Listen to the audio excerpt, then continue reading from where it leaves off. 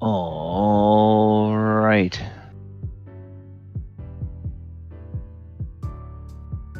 Okay.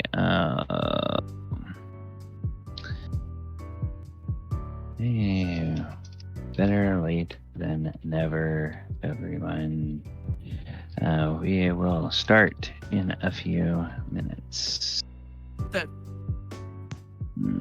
Okay. So. I just got kicked from the game. What? That was weird. I was going along, and then all of a sudden, boop! I'm out of the game.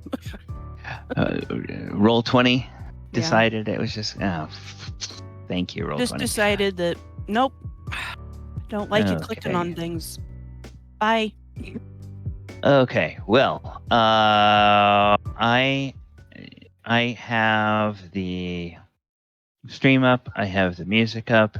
I am now going to go and grab something to drink. And I will be back in a few minutes. Stream, you're listening to the dulcet tones of Pipe Dream Hits. We had a few technical issues that prevented us from starting on time today, but we'll be getting started shortly. Players are getting all settled in, and I am getting something to wet my whistle. I will be back shortly, putting myself on mute. Yeah. Sorry about that sneeze, guys. I tried to get to the mute. But yeah, easiest way to put it, yeah, I still more than likely will be going by the 27th. But it's depending on how long they take and what they're gonna do, so. Work out your laptop? I don't have a laptop, and I've told you this before. I thought you were working on trying to get one or something. I can see if I can use my friends as one, but I don't know how often I'll be on to play and things like that, because we're going to be out majority of the time. So. What's going on? She's going on vacation. Yeah. I'm planning on taking a trip down to Florida at the end of the month. Or basically a month. I mean, it's not exactly a safe place to be right now. Yeah, but... I mean, it's Florida. Is it ever really safe? It's especially not safe right now. It's like one of the least vaccinated states, and people are crazy there. Yep. Oh well. I know I have my double shot, so I'm perfectly good. Like, I'm going to take all the safety precautions I can, so I'm not that worried about it. So When you get there, buy some mace. Serious. And don't go anywhere by yourself. Not planning on it. I have 3 of my friends buy yourself a small can of, not that there's really such a thing as a small can, just carry a bag and have a can of wasp spray. What? Yes. Sure. Haven't you heard of that? Because wasp spray can, especially if you're shooting for stuff that's like, anywhere from 20 to 27 foot away, and it's got a very directed stream, not just... It's also toxic chemicals. Yes, it is. So... That just adds fun to it. Mace is not toxic, it's just gonna hurt like shit. Yeah, however, if you've got people that are damned and determined to do damage, or... What if she has a panic attack and overreacts and hits somebody with fucking hornet spray? Oh, wow. It'll be fun. You wouldn't be allowed to go home. Fair. Well, it's either that or, if you get in one of those situations, it's either that or, I don't know. I mean, pepper spray. Pepper spray ain't worth crap. It Have you ever really watched bad. some of the guys that go out, it's like you grab a can of pepper spray and you go, and they basically do it as breath, like breath mint. Mace it. Mace works. That stuff ain't worth crap. The people who are freaking immune to it are people who have been spraying themselves consecutively every single day for a freaking year. That Actually, crap, get yourself one of those little tasers. I like tasers. You don't need the really big ones. You know what? You're gonna be in Florida. Why don't you fuck it? Just buy a gun. While people are giving terrible advice, you can probably buy a nice little fucking sidearm for $200. Fair. It's illegal, Use it, throw it away, you're good. Throw it away. Throw it in the river. No one will know. Bury it in the middle of the It's woods. It's Florida. okay. It's Florida. There's a large portion of people there who don't believe in fingerprint tracking. I can feed it to an alligator or a snake. Cause people say don't touch the snakes or the alligators because they'll eat you. To be fair, if you feed it to an alligator, it's more likely to be found in Florida than if you just threw it in the ocean.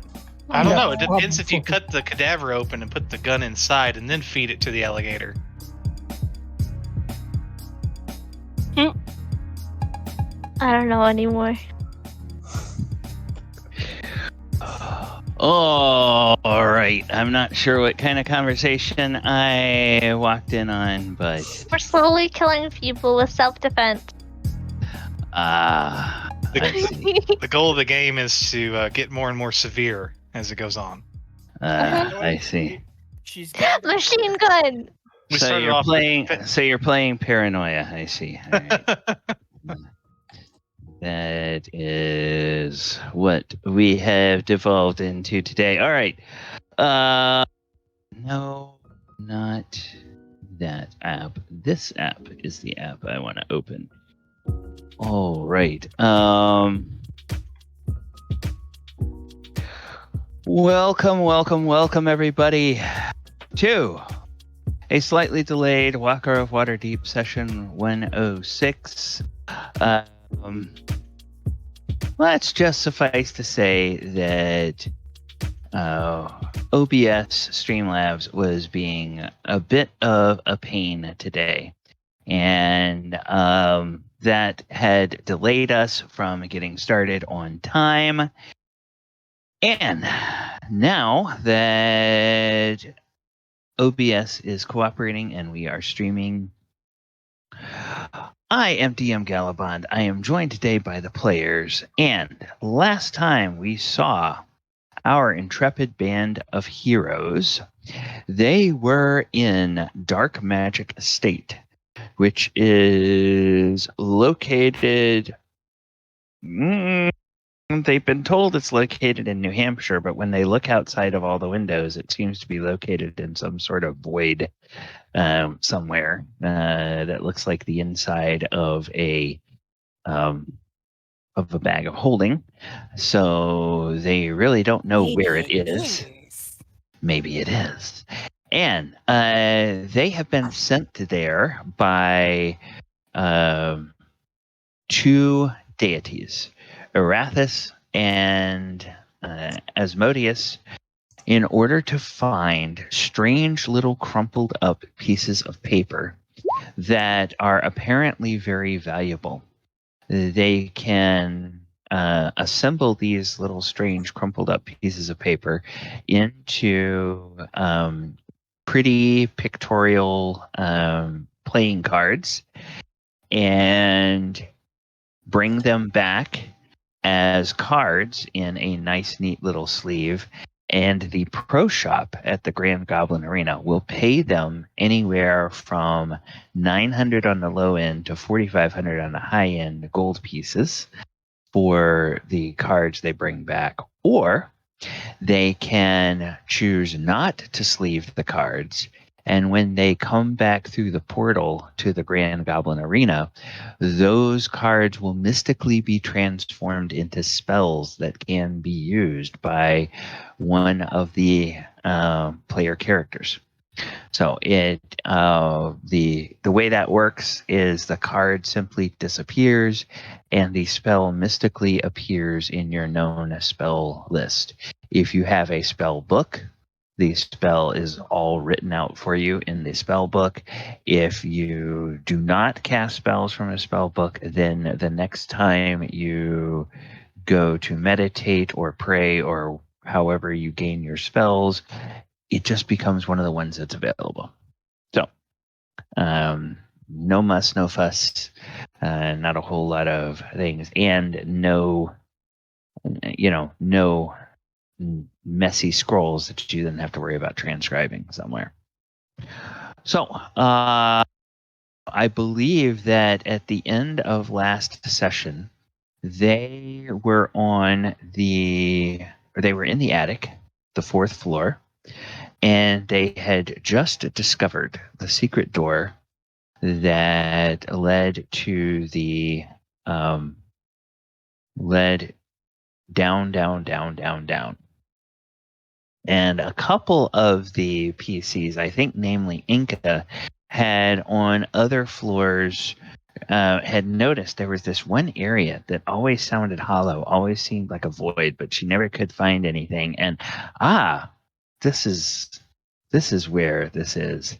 It's a very strangely designed house because it seems like this particular staircase goes all the way from the attic to someplace else.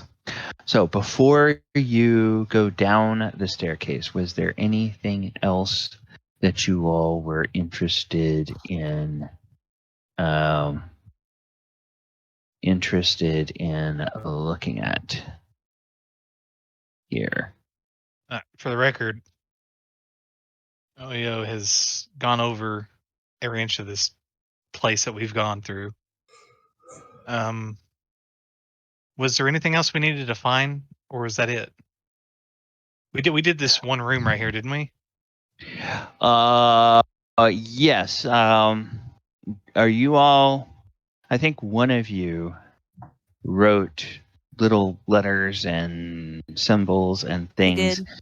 Okay, all right. So the O means Oyohusa found something. The X means nobody found anything. G is for Galibar. EN is for Enka. EL is for Elora. A is for Adamant. And so on and so forth. So I think every room is accounted for on the map, whether there was anything there or not. All right. I guess would it be safe to say we just group up and Put the pieces together. yeah, I think we should assemble just to make sure that we've got everything before we go down the stairs. see what we've tallied up. Yeah. Okay. All right. So what I can. Oyohusa just kind of gets everybody together and it's like, all right, team meeting. Let's combine our cards and see what we have. Now, Oya, when you open one of your pieces that's labeled area whatever, do you have an option? You may or may not. Do you have an option to share that? No, I don't. Okay. Okay. So I actually looked for that because, how do we tell each other what the pieces look like? Okay. Let me go through and Ken, I'm working on a couple of yours first. Open your area 19, Ken, and now see if it gives you any options for sharing it. I can just edit it and change its name. I don't think I can do anything else. Oh, okay. All right. The DM's the only one that can do that. Yeah. Okay. All right. So then I'll just go back and I'll start doing. I'll go back and I'll start doing this. Edit.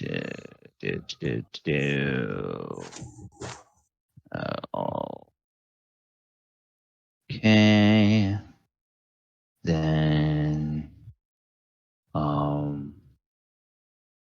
all.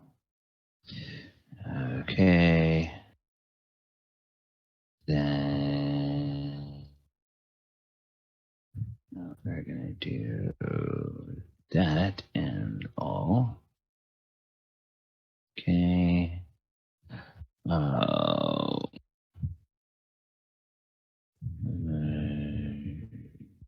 This is Galibar, and that is all. All right. And then this will be Adamant, and this will be all.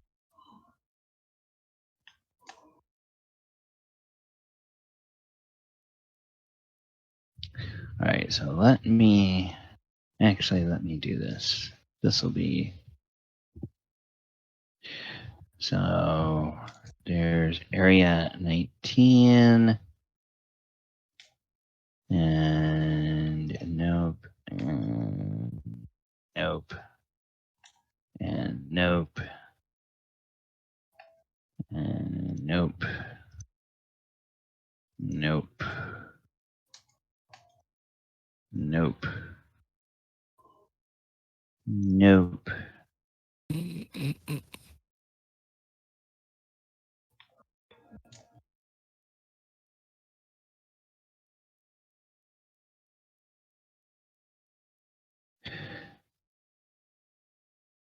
This is the other thing. It's nothing like trying something for the first time.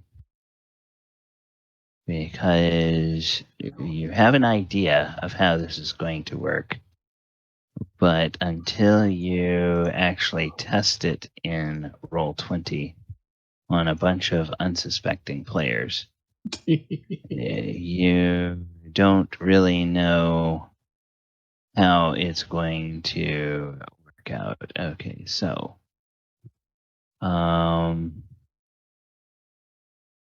yeah, so that is, that's area 19. Yeah, I've got area 19. Okay.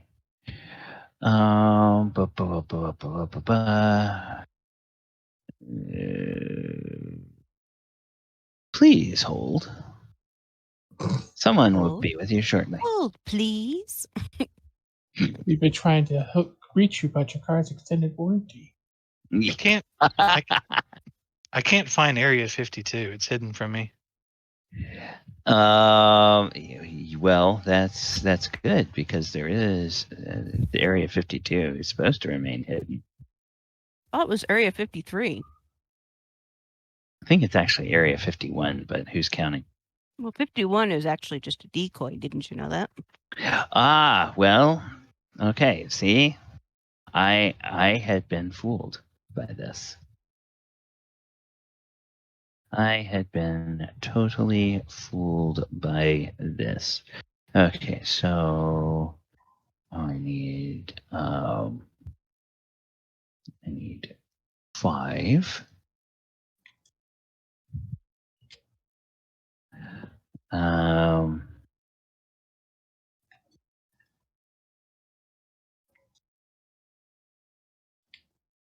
Wait.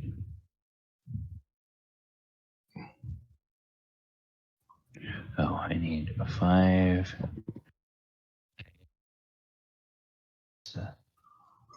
Okay, come on. Stupid thing. Area 5. Come on.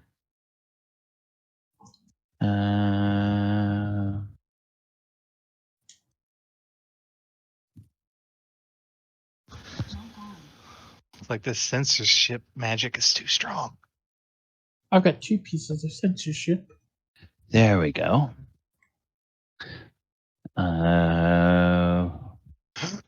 14. 19. So now I go find 14.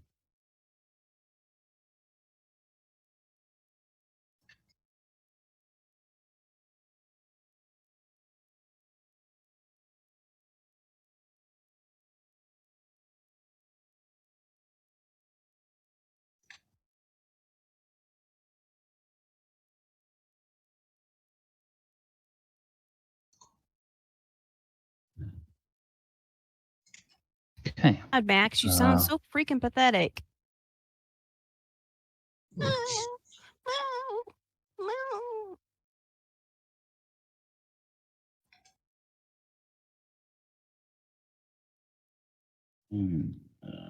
Area 14.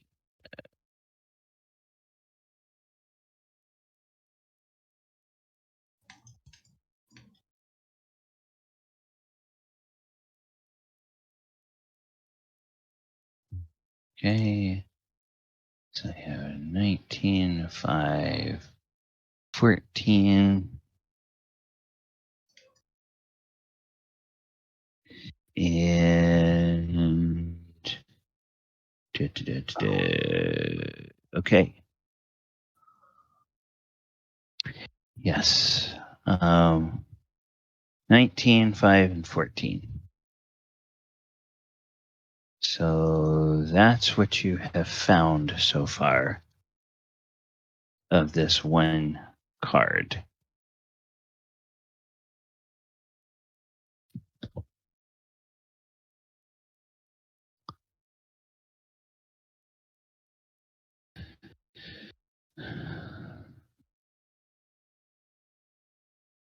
So you have this piece here that looks like it's kind of along the left side.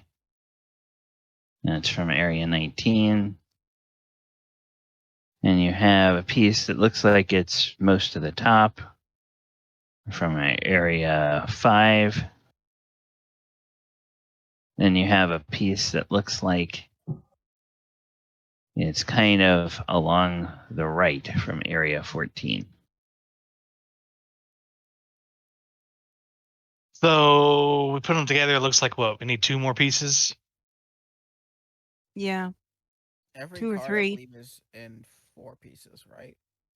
No, the cards, some of them are in as few as 3 pieces. Some of them are in as many as 6 pieces. Well, it looks like the red card. We only need to find one more. She kind of points at area 19, 5, and 14. Because that one's almost all together. But every other one is solos. But it looks a thing.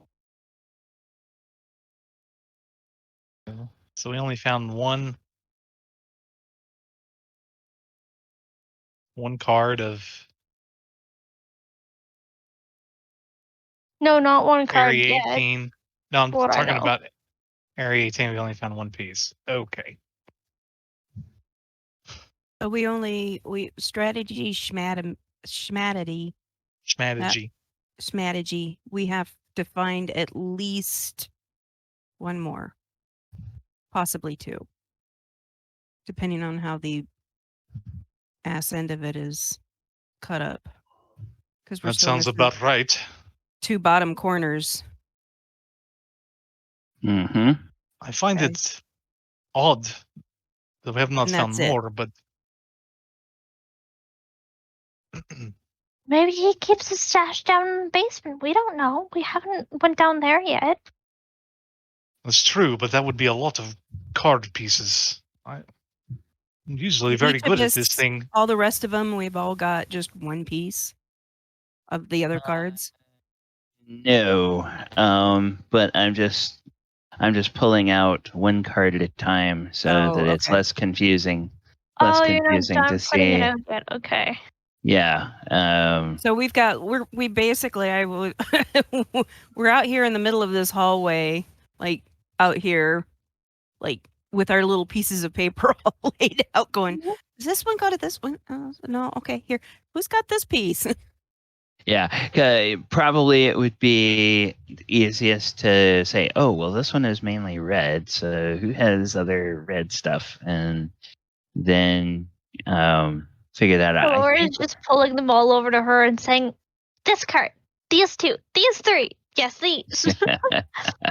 And she's kind of slapping each other's hands out of the way, and she kind of pieces them together herself. Hey.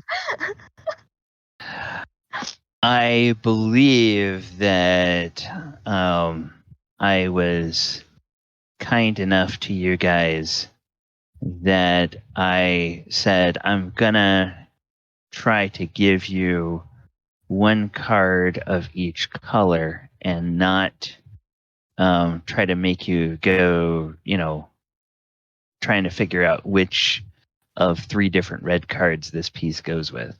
Blue ones. Not to rub my ego or anything, but I think I'm pretty good at piecing things together. Simple Yeah. things like this, anyway.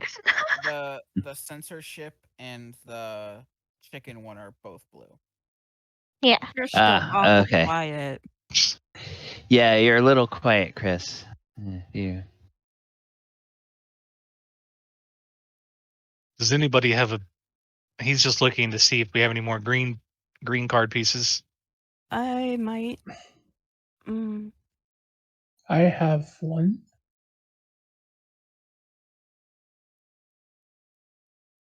I have one.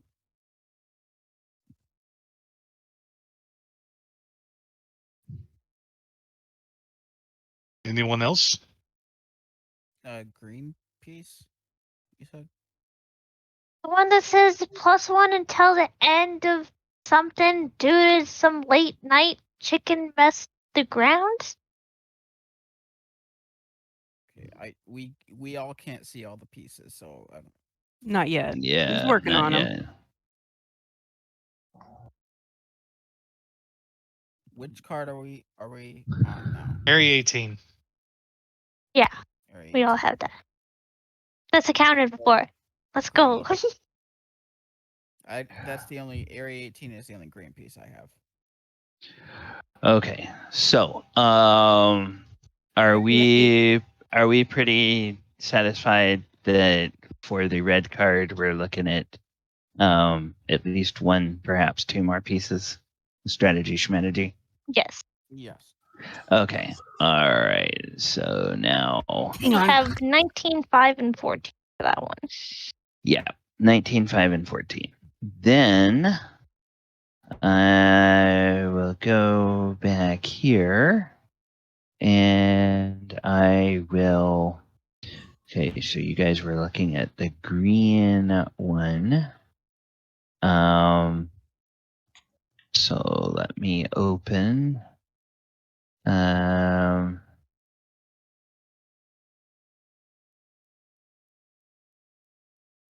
So let me open this.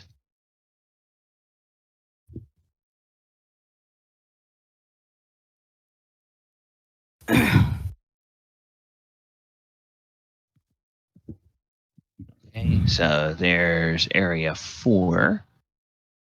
I believe Adamant had that one. Mm-hmm. And then there's an area 12. And I believe that Enka has that one. Mm-hmm. So now we see that. And then there's an area 18. 18, 12, 4B. Oops. Area 18. And I believe Oyohusa has that one.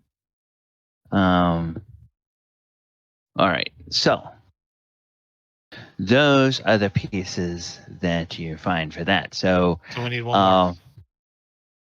Yeah, Or- area 4 is most of the top. Area 12 is most of the right side. Area 18 appears to be all of the bottom. And there's still probably some bits of that missing somewhere.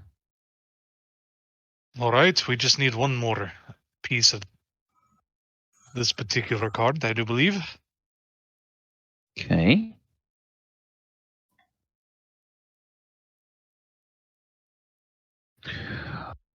All right. Now, what is the next card that somebody wants to examine?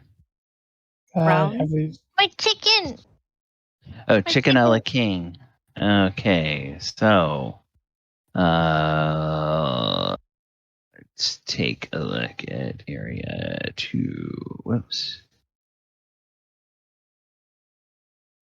Area 2. Okay, so Ken, I believe you have that one.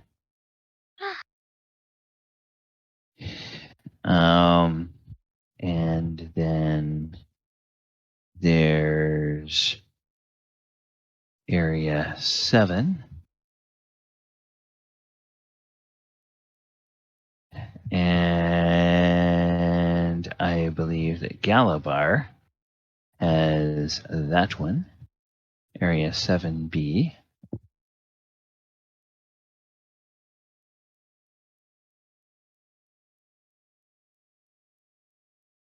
And then there is area 16.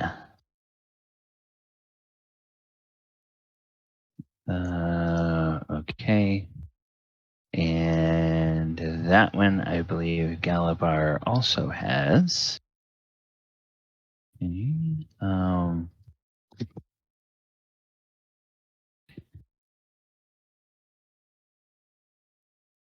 dang, he took a cold punch on that one.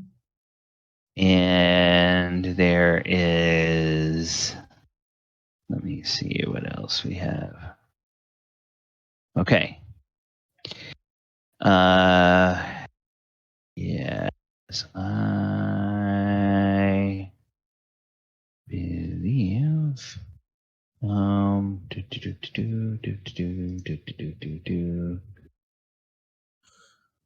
Believe it is possible. Yes. I believe that is all you have found at this point. Of the blue? Is of the blue. Okay. So you have a top right corner of this card. You have most of the top of this card. And you have most of the right side of this card with a piece missing out of the middle of it.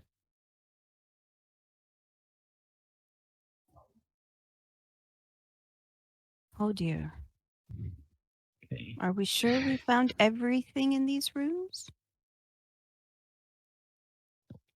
I mean, Oyohusa said he went through all of them again. So if his passive perception didn't pick him up, Maybe I there's can more down guarantee below. nothing's in the floor. I checked every single floor ward. I think there was 10,000? I don't know. It's a lot. We should go through and check again. I Okay. have to check every floorboard again. Maybe not the We can do that as something of a montage. But I think there's at least a couple more cards that people have. So we've seen the pieces of the Chicken a la King, seen the pieces of the strategy Schmategy, seen the pieces of the team spirit. I have one of the giant, the two-faced giant, the black card. Yeah, I have. Oh, one of okay. those, yeah. Okay, so then See? let's take a look Big at furry monster. Yeah. yeah. So let's see. We have Ivy has a piece of that, and it looks like she's got part of the bottom of that. And then area 8. Okay. Area 8, it looks like Adamant has area 8, and that appears to be most of the top of the card.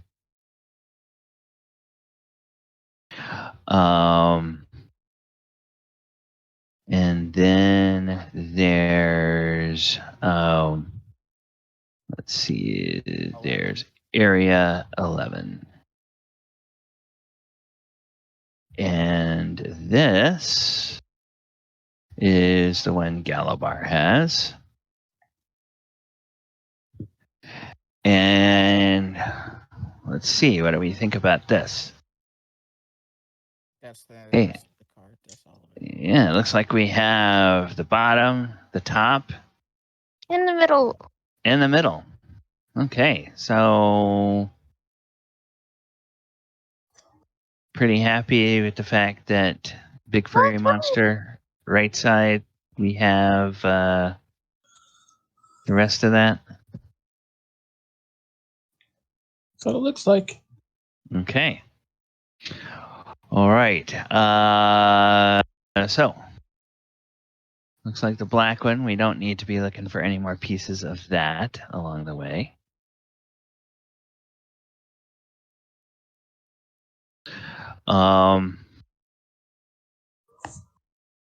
Then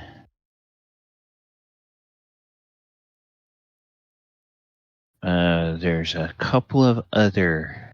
What's the next one we want to look at? The Lotus one. Oh, okay. So, area 1B.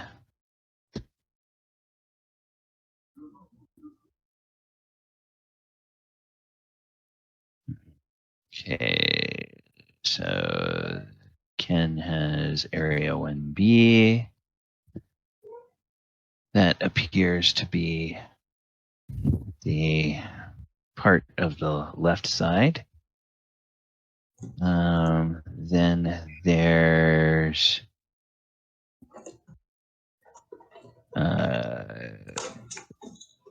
let's see who has this piece. Looks like Enka has another piece of this one. Mm-hmm. Area 13. And that appears to be the only pieces of this one that you have found so far. So you have some of the left side, some of the top right corner. Looks like you're still missing most of this card.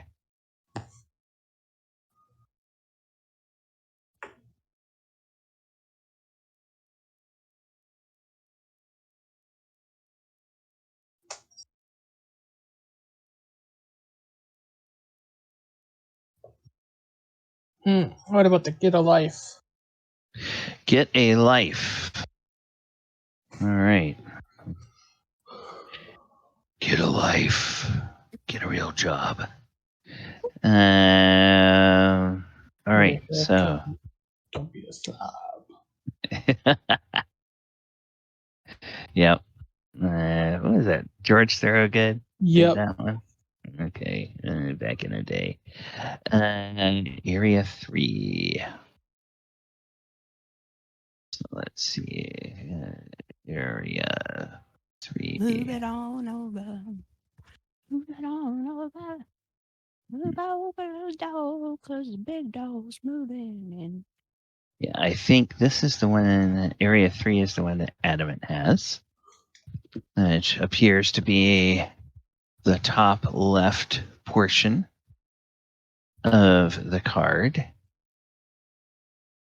And then there's area 10. And this one, That's mine. yep. Enka appears to have this. And this appears to be a kind of top right portion of it.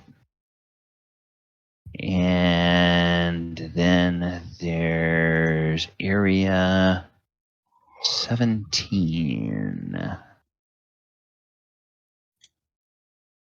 And area 17, that is one that Galibar seems to have. Or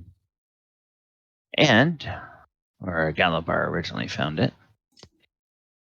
And now that seems to be most of the bottom of the card.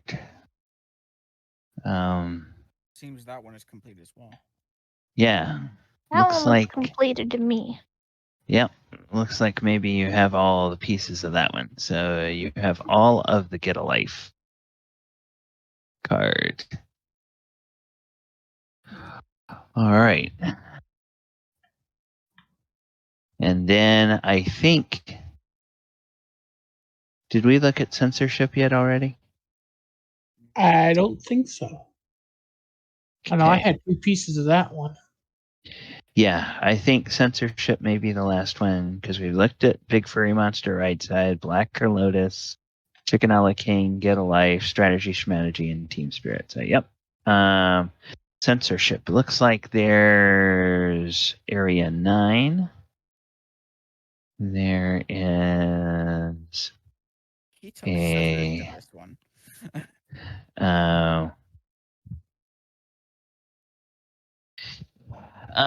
Yeah, it says I did a thing this week in my I did a special stream this week where I showed people how I made these graphics program, and I was doing it kind of the quick and dirty way, where in my graphics program I was just simply using the line tool and selecting points between them to show where it had been ripped, so that it does make it look more like they got cut than that they got ripped. If I were a little bit more artistic, I might have done it with like little freehand arcs and waves so that it looked more like a natural ripping instead of like being cut. But because I wanted it to be done quickly rather than taking forever, I decided to do it the way that I could. And then there's another person. Let's find out who that person is. Another person that has, okay, again, Adamant. Yeah, oh, well, Adamant originally found it, but yeah, it looks like I've already put it in everybody's journal. So, looks like we have 2 pieces of this one. So, you have the top, and you have part of the right side. But it looks like the bottom and the left side are missing. Now, whether that's one more piece or whether that's more than one more piece, who knows? Okay. So, I would like everybody to give me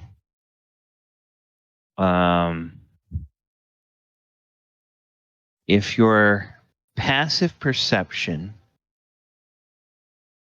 is 18 or greater, you do not have to roll.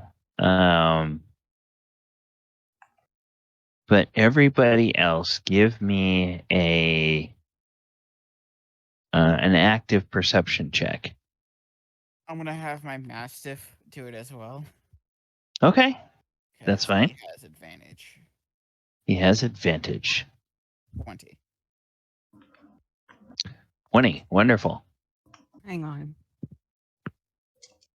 I forgot to load Enka back up when I got booted. So perception?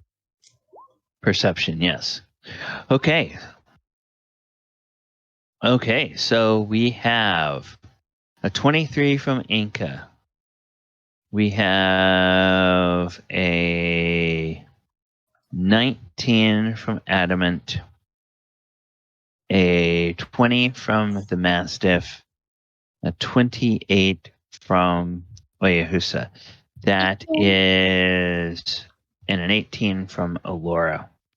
So that is the majority of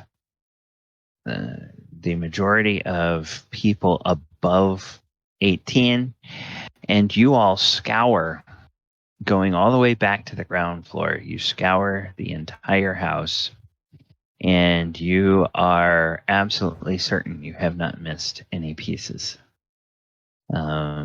Everybody poking and looking and lifting up things and tapping on floorboards and, you know, pulling everything out of cabinets and drawers and, you know, turning over mattresses and tossing closets and all that other kind of stuff. Taking apart suits of armor. Lifting up rugs. Yeah, lifting up rugs. You think you found everything. That I is. suppose we should probably go to the top and make our way down that special staircase. Okay. Now, as you go into as you get ready to go down that staircase where you found the secret door, what do you guys? You guys want to do anything special there? Other than check the staircase as we go Okay. down. Okay. All right. This door, as you look at it, it's very strange. This door doesn't seem to have any kind of latch on it. It's got hinges, but it doesn't seem to have any kind of mechanism whereby it would open or close other than just swinging on the hinges. And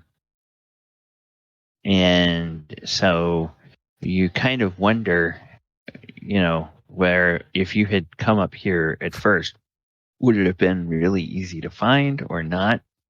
And if not, if there is something that triggers it, you don't have any idea of anything like that. Unless anybody wants to do some sort of check. I will do a check. Okay, what sort of check will you do? I'm going to start with a perception check, and if that doesn't do it, I think Galibar and I will do a all integrity check. Okay.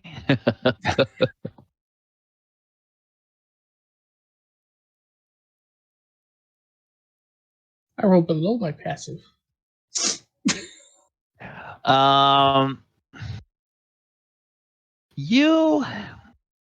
As you look at it, there's kind of and it's more you get it from your passive than your actual inspection of the door doesn't really give you anything, but your passive just gives you like there's a little residual of magical energy. And there is something that as you look at all the things that you've discovered, there's almost like a little seems almost like a static or magnetic force when you pull out that piece of parchment that has the handwritten playbill. about the performance down in the basement. That seems to almost be kind of attracted to this door.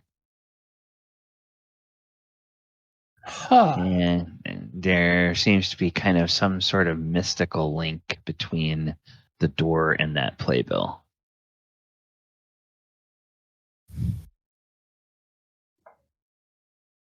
We should play with the bells. He says, looking at Enka. Play with the bells. Yes, down in the room with the instruments.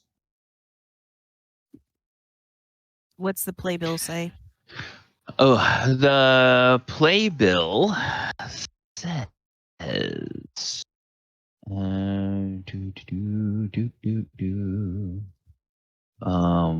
It says chapter 9, level 9.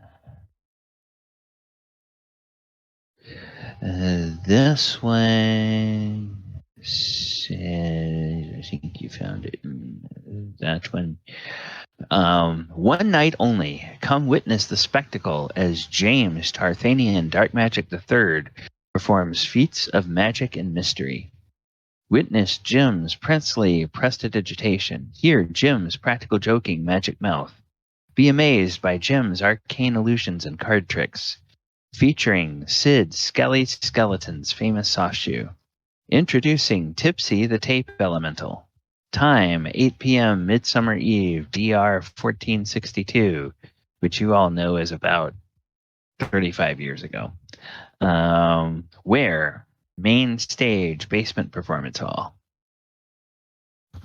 No, this isn't play the bells. This is what they call a playbill. This is the sheet of paper that tells people that there's going to be a performance and what to expect. And it says here in the basement with the tape elemental. So she kind of points out some of the words. Like, you know, I think our next step is to just go down to the basement. Maybe put the playbill against the door. Yeah. So Okay, you put it against the door, and suddenly there's like a little draft. And whoever's holding onto the playbill, make a dex check for me. I think I took it from. Okay. So I'll make a quick dex check here. Dexterity save or just dexterity? Just a dexterity check. It's not a saving throw. Okay, 12. The playbill gets sucked out of your hand, and the mystical draft just seems to take it spiraling, floating down the So spiral the door was staircase. open, right? Yep, the door was open when you all found it. Like, oh crap! And she kind of dives in after it. Okay. So, you all begin descending down the stairs. It winds around and winds around. You clump down through the third floor, down through the second floor, down through the ground floor, and then it keeps going, and it keeps going, and it keeps going. Dear. And finally, it opens up into this area right here. Oh dear lord! And no wonder we found those pieces. And you are at the bottom of the spiral staircase. So I'll go ahead and grab the tokens from this other map. And I will get the hound as well. Or I the don't mastiff. have the sheet, by the way. You don't have the sheet. What sheet? For the mastiff.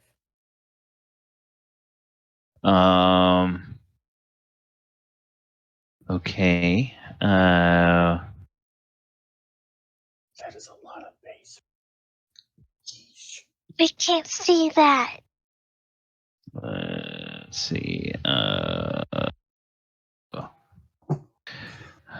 Okay, so where did Oyohusa's token go?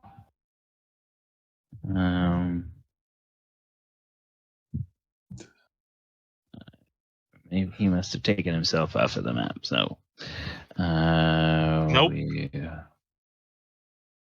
Well, which room do you show yourself in right the room now? we all gathered in earlier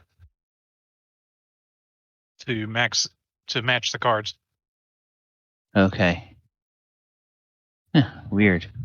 Oh, okay. Over there. All right. So let me go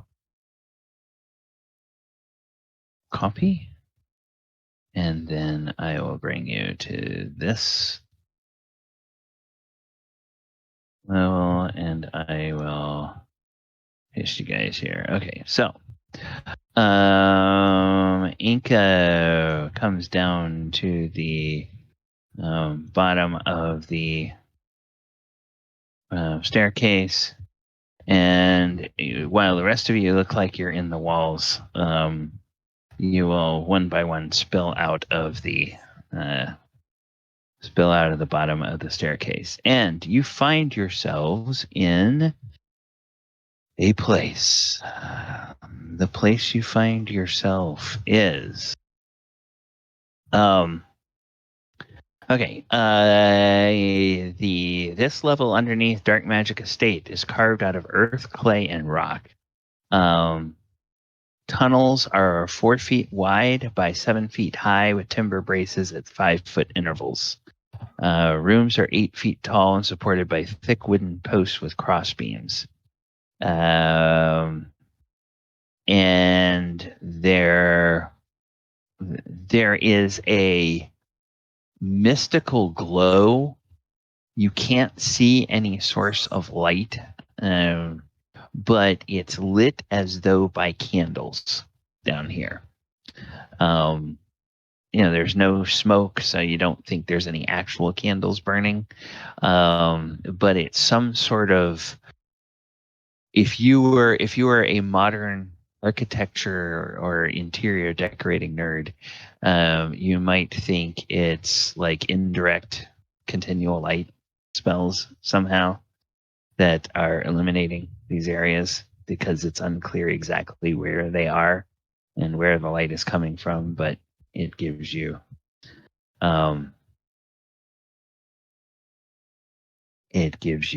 that. As you reach the bottom of the staircase, the wooden spiral staircase from the attic ends here. A narrow tunnel stretches before you before branching to the right and left. And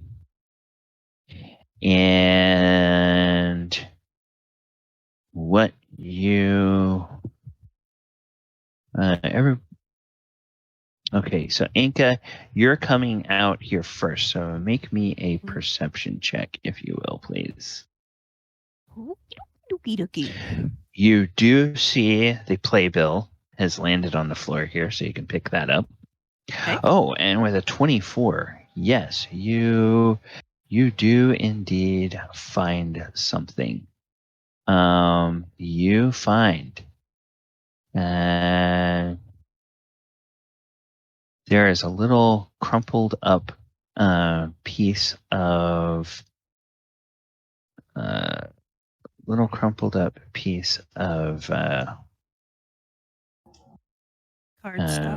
cardstock here, and it looks like this.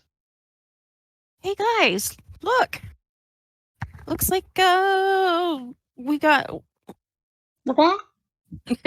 She's like, looks like we got some more cards down here, pieces.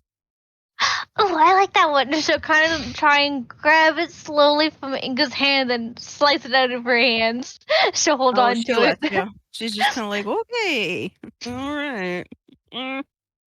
Okay. Weird. Mine. Yeah. Mine. Yeah. Summon Chich summon Chich. So maybe that's part of the Chicken a la King. Oh, she's seen the summon. I don't know. Okay, so Enka, you're in the lead. You get to this intersection here. Would you prefer to turn right or turn left? Well, first she looks at everybody else and goes,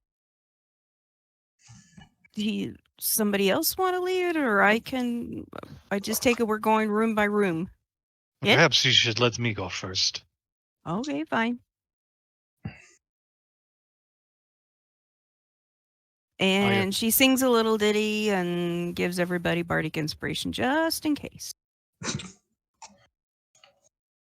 Okay.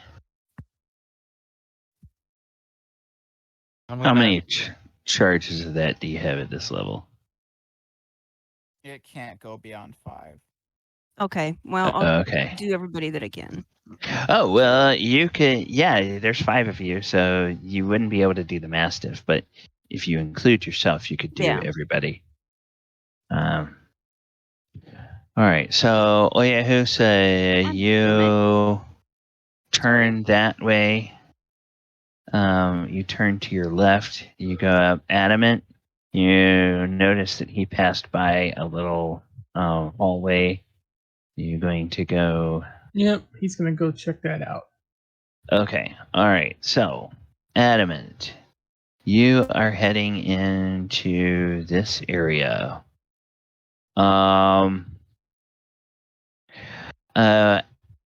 As you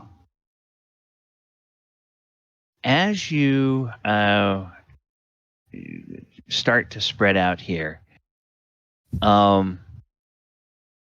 Oyo and Adamant, you both begin to hear a disembodied, incessant chant that echoes throughout this area. Guys. Okay.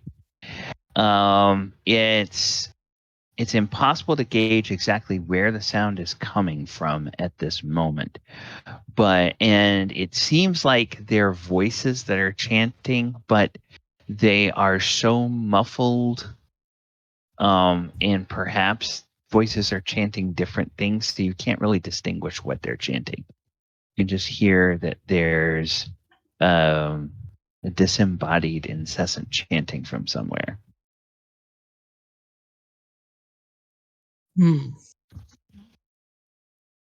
Adamant, do you hear that? Yes, I do. That's a bit eerie, don't you think? I suppose. Perhaps we should not split up in the basement, yes? At least stay close to each other.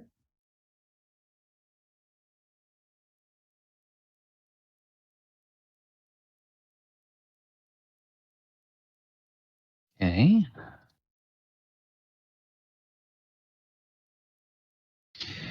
And as you go through here, Adamant, you notice it looks like you are entering an area that is designed to be a crypt. There's a little T intersection, and there are 2 open doors. Yeah. And looking into those open doors, you basically see an empty crypt.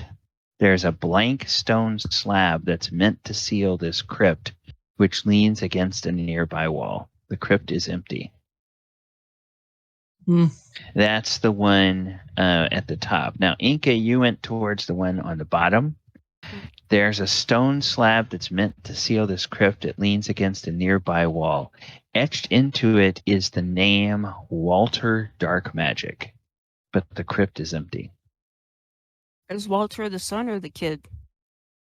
I can't remember, sorry. Make me a history check. It's not going to be a hard DC, but this is something that you kind of heard about last week. Ooh. Yeah, you think from something you read, you think that Walter may have been the baby that was born to the nanny. Oh. Okay. Interesting. And she draws attention to it. Wasn't that something with the name of the baby?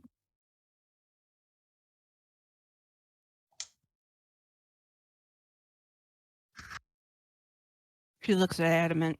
I believe so. But it's empty.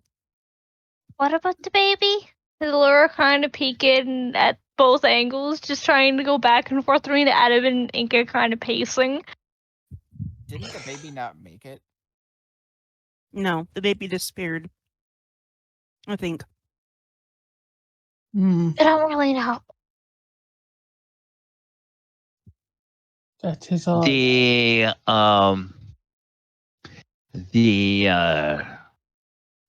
two goblins that you saw that were there with the mannequins that didn't want you to touch Jim's toys. Yeah.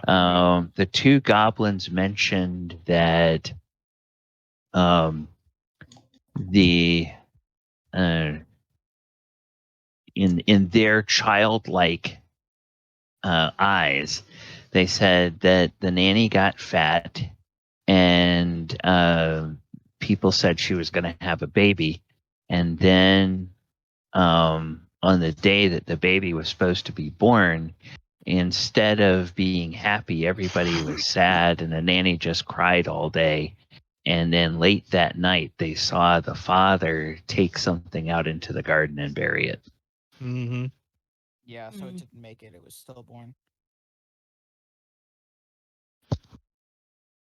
So, Well, but if it was stillborn, then why didn't they put it in the crypt? This might have been put in before the baby was. Well, that's fine, but why didn't they put the baby in the crypt when the baby was stillborn? Instead of burying it in the garden. From what I've gathered, it would seem that the baby was the product of what do you call it? An affair? Well, yes. But then why make a lid to the crypt? With the baby's name on it. Maybe they just didn't want the constant memory of a failed child. Enka seems very confused. we don't have any humans in the party, do we? No. Nope. No. Okay. Nothing You normal about this you group. just realize this? Well, no, it's like there's Well, hold on. Okay, go ahead. Elora's half. No, You're No. full. You're not full drow. I'm not Yes, full you- drow, but I'm halfling. That was her dad. Her dad's a halfling. That's a Oh, weird pair. Oh, her dad. I did not know her dad was a halfling. Wow. Her dad's a Okay. halfling and her mother's a drow. Okay, That- freaky. All right. Wow. Okay. Derek That- family secrets. Wow, that explains a lot. Out of character. It does? I mean, Yeah. a halfling would be the one that's brave enough to do that, but Brave. Kind of like sense that whole praying of mantis lack of thing. sense of danger. You know, one and the same. Get done with the relationship and then run before she can rip your head off. Yeah, exactly. Okay. Yeah, I'm just going to say collectively as you guys talk, it dawns on you that you've spent time around humans either in Waterdeep or in Kamigawa or in other in Innistrad, and humans more than the other sentient races, have this very these very strong, almost like artificially rigid constructs around family structure, and that you wouldn't put it past, let's say, the patriarch of a family wanting to have his child, whether his wife was the mother of that child or not, might want to have his child interred in the family crypt, but the wife may say, "Not on your life," and might not be able to inter a child in the crypt if it's not biologically from both of the in air quotes natural parents. Too bad. Poor kid. So it's like yeah, dad probably wanted to put the child in here, but mom is like, nope. Yeah, like a dog, go bury it in the backyard. Sadly, that's how a lot of bastard children were treated. Very sad. Very sad. God knows indeed. how I was. I mean, what? What? Okay, I don't think as growing up in an orc tribe we would get that, because orcs kind of like, if you're alive, you're part of the tribe. right, and a lot of other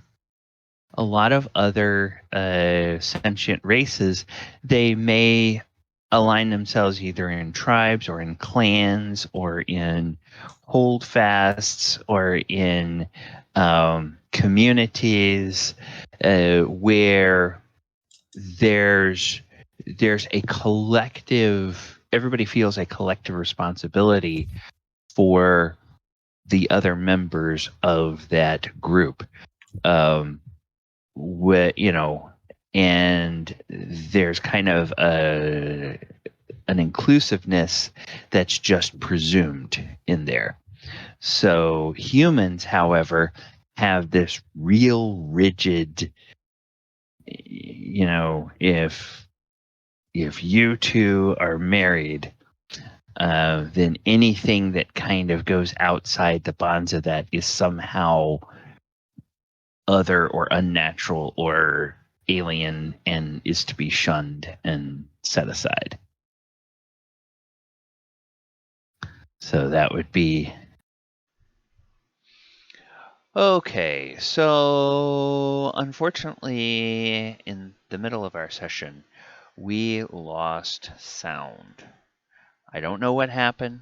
There's been some weird things going on the last few days with Twitch and OBS. It's been affecting my streams. It's been affecting other streamers as well. But for whatever reason, we kept capturing video, but the audio just dropped out. So I am going to tell you what happened, show you on the map where things were, and show you what we found. So they were investigating these crypts over here at the time that we lost sound. And they finished investigating those and discovered that there were no more pieces of the card there. So then they headed over towards the dining area. And when they got here, Oyohusa discovered a piece of the Team Spirit card. This piece of the Team Spirit card was discovered in the dining room area. So he picked that up. They investigated around these various different alcoves where they discovered their sleeping cots for people, but there was absolutely nothing else in there. There was nothing there. So then the party headed into this other area here, which is more like a living area. And of course, it's got this well in the middle of this room here. So Galibar began going around to these different alcoves with the Mastiff leading the way. And the Mastiff came over here and sniffed at this particular box, and Galibar, being the barbarian, took his great axe and chopped the lock off of the chest, opened the chest, rummaged around in it, and couldn't find anything. So then in frustration, he just went around to all the other chests and he began chopping at the locks and getting rid of those.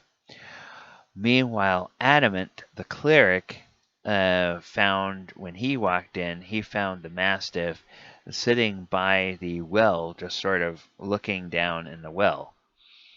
And Adamant decided, that must mean there's something in the well. So the Warforged just simply leaps into the well. And he falls down into the well, falls about 30 feet down, hits the water. I gave him 1d6 points of damage for jumping into water from 30 feet. I wasn't going to give him full falling damage, but, hey, if he's going to make it that easy for me, I'm going to penalize him. And then he sunk all the way down about 50 more feet until he came to the bottom of the well, and he realized the well is fed by a very shallow underground stream that flows, this well shaft intersects that shallow underground stream, and that's what fills up the level of the well. So he couldn't find anything except a few coins and some old silverware. So then he reaches into his bag of holding and pulls out 2 of his immovable rods, and he starts using those immovable rods to make a ladder for himself, rung by rung, to climb out of the well. So that took him quite a while. The rest of the party comes in, they start looking around, and Enka found a piece of a card over here. She found a piece of the censorship card over in this little area here. So that was what they discovered there. Then Galibar had the dog lead him over here, and the dog sensed there was something wrong with the floor, but even though he can speak to, he has a very high perception, and he can telepathically speak to Galibar.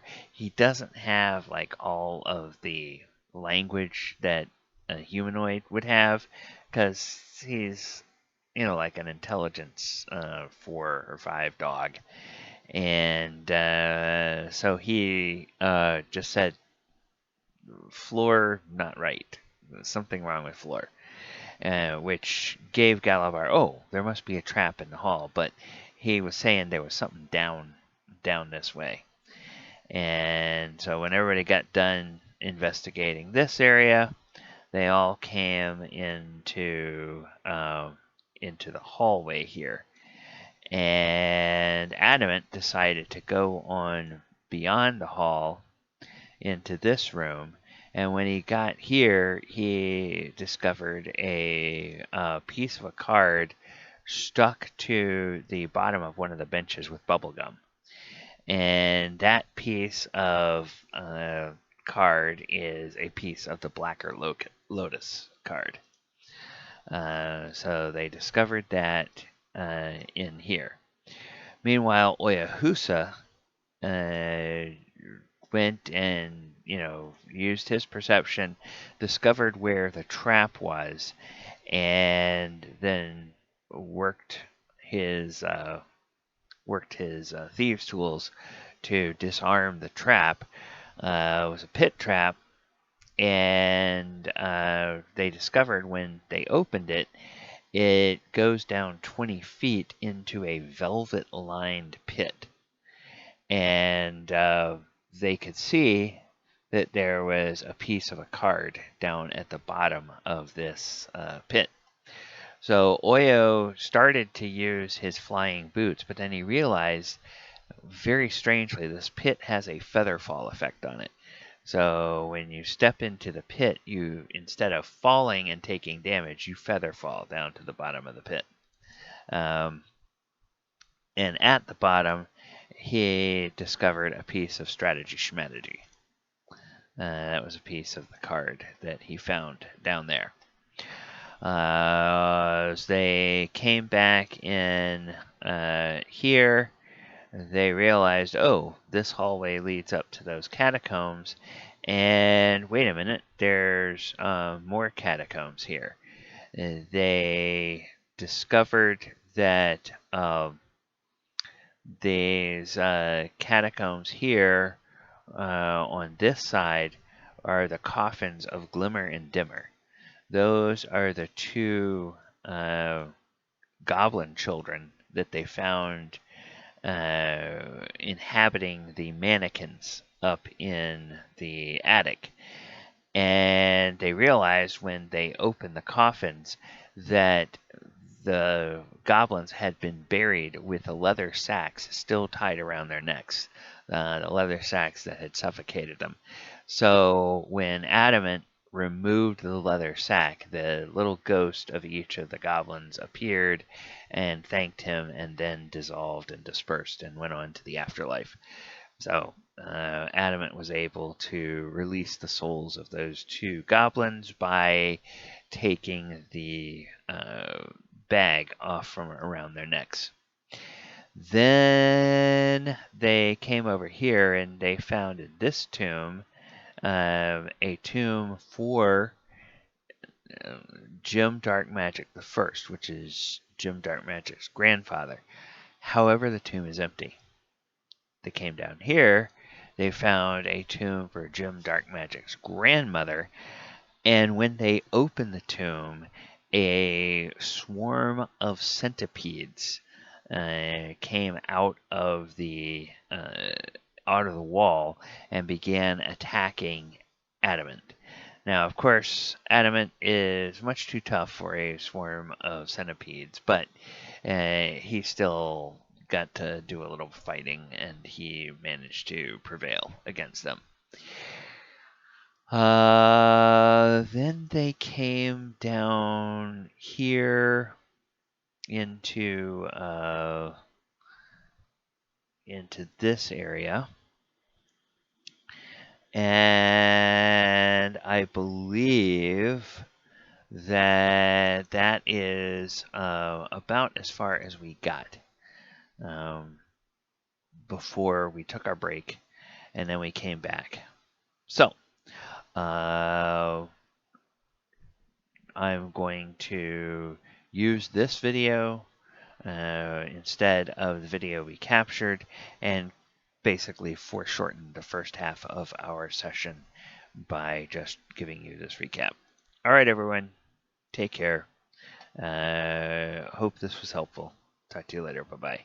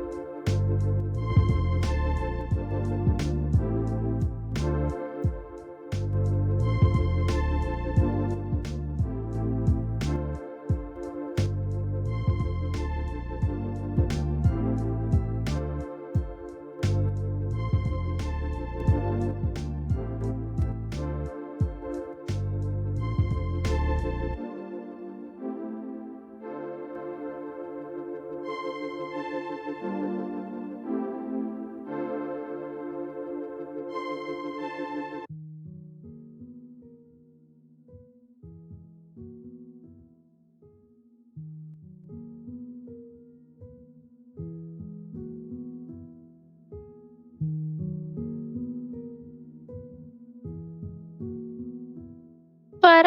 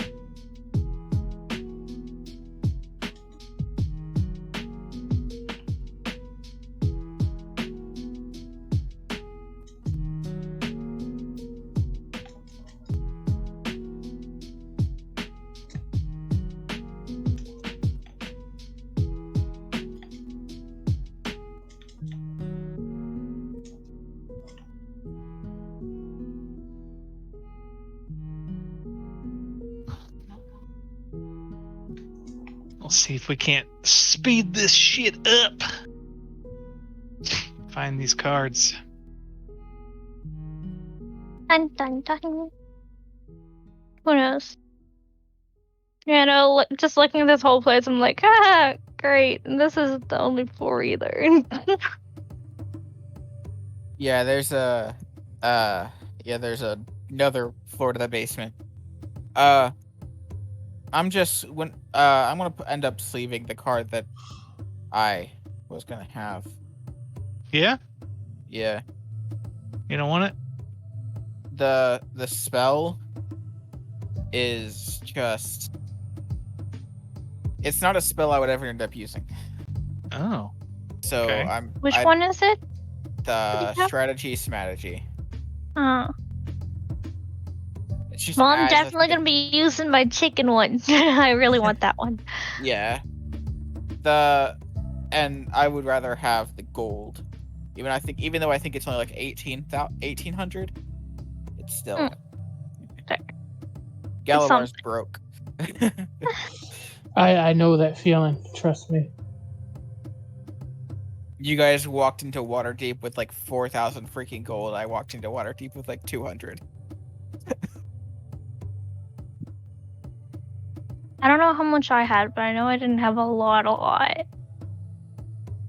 Let's see. Did I even spend No, I did spend my money on that thing. I had like 1,000 gold. I think about that.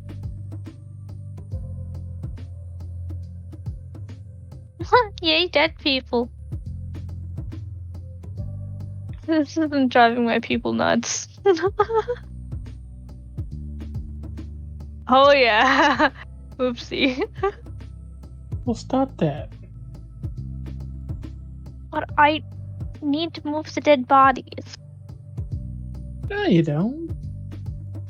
Nope, one of them broke down and started crying.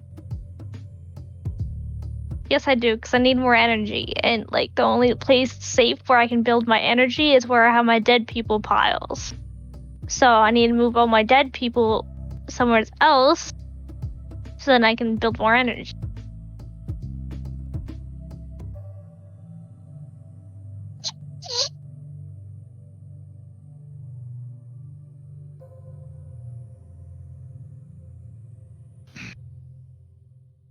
You're dead people. What? Nope, I kill people.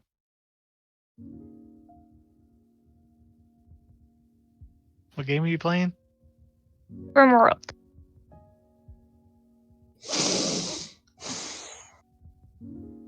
Uh-oh, someone sounds disappointed in me. No, I'm disappointed in my computer because I want to play that and my computer can't run. You can't play World? No, my video card's not big enough. Aww. But it's fun. You get to play multiplayer if you have the mods for it. And it's very simple to get mods on this game, so it's fun. It's addicting too. One of the other people I play with has it, and it's just like, why you talk about this to me? Because it's amazing. Oh, right. Alright. Now we find out if the stream's gonna behave. Yes. All right. Okay. I vote on no. Chris, if Galibar has used his DM inspiration, go ahead and give him inspiration. Because Okay. thank you. I don't know how long that was sitting there like that, but yeah, for whatever reason, it had the computer was still picking up the sounds from the Discord, but OBS was not. Interesting. And so I honestly don't know how long that happened, and I don't know whether our voices were being recorded during that time. So I'm gonna have to go back and look at the first part of that recording again and see if voice drops out at some point or not. But All right, just in case, everybody remember exactly what you did down to the second. No. No, we're not gonna go through all of that tediousness again. If we lose sound, I can just go into DaVinci and record kind of a sound thing and say, okay, during this section where we lost sound, this is what happened. Yada yada yada, and then catch us up to the point where we actually do have sound. So this is the day of technical challenges, if you will. We've had skill challenges in this game, and now we have technical challenges in this game. But as the old saying goes, to err is human. To really screw things up, you need a computer. Yep. All right, so Oyohusa found a silvered short sword down in the room to the extreme west. We're gonna say that while people are playing hot potato with the honey sack made out of human skin. yeah, finally the source of the clanking in the well is revealed as adamant. A dripping adamant comes up, and with light still on his shield, and he pokes his head up. And Adamant, what do you tell everybody? There's nothing in the well. Okay. So it's a well? Yes. I'll cast prestidigitation to get rid of all the water. Oh, okay. All right. Adamant. Like somebody squeegeed him. Yeah. There's big puddle of water just appears on the floor. That is the story of how we made Adamant take a bath. Or how Adamant inadvertently chose to take a bath. Adamant, this is fresh water. So thank God. You know that you will have to make sure when you get back to get everything oiled, greased, lubricated, make sure there's nothing that's there. But the prestidigitation does dry everything off rapidly, so there's minimal influence of water on any kind of oxidation of the materials. He looks down. He puts the two immovable rods away. Looks down and says, "What's this pouch?" Just Checks it out.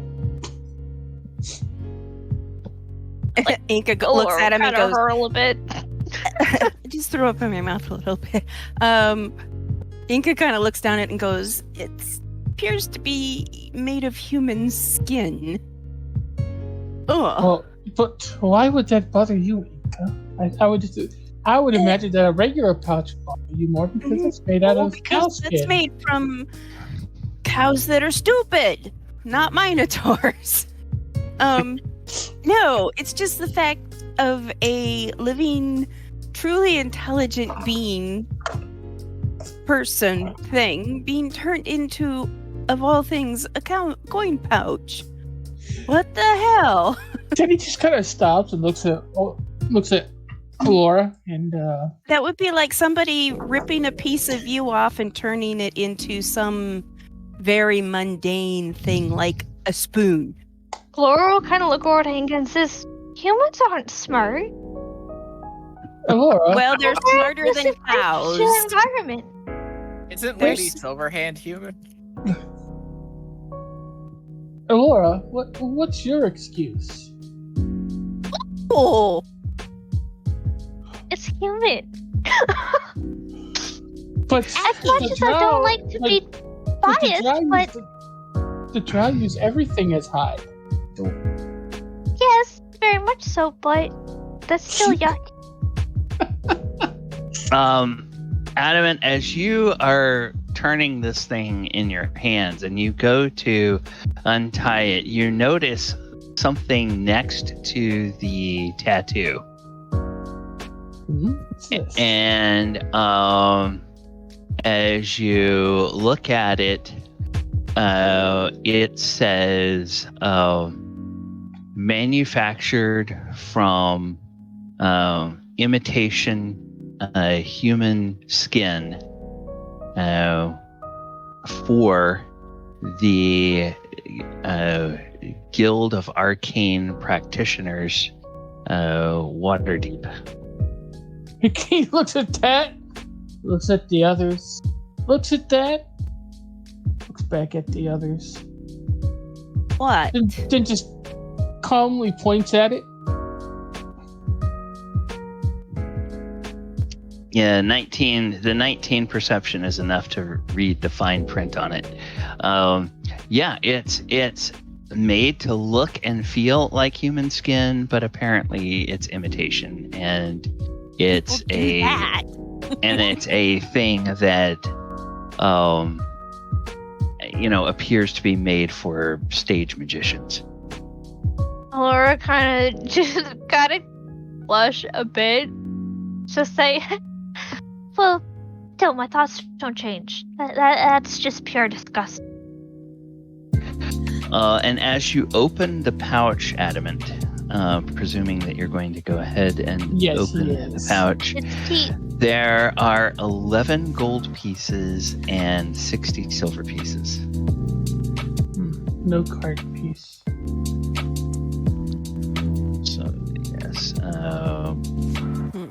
Pouch contains 11 gold pieces and 60 silver pieces. I'll take those. Oops. And before I forget, Would you take those? Found them. all right. Turn down the music so we won't have the music in the rest of the... All right. Enka, you move over here. Getting over her revulsion from the other Looking room. Flustered and frustrated because Adamant took my money. Okay. You threw it away, literally. It was gross and disgusting originally.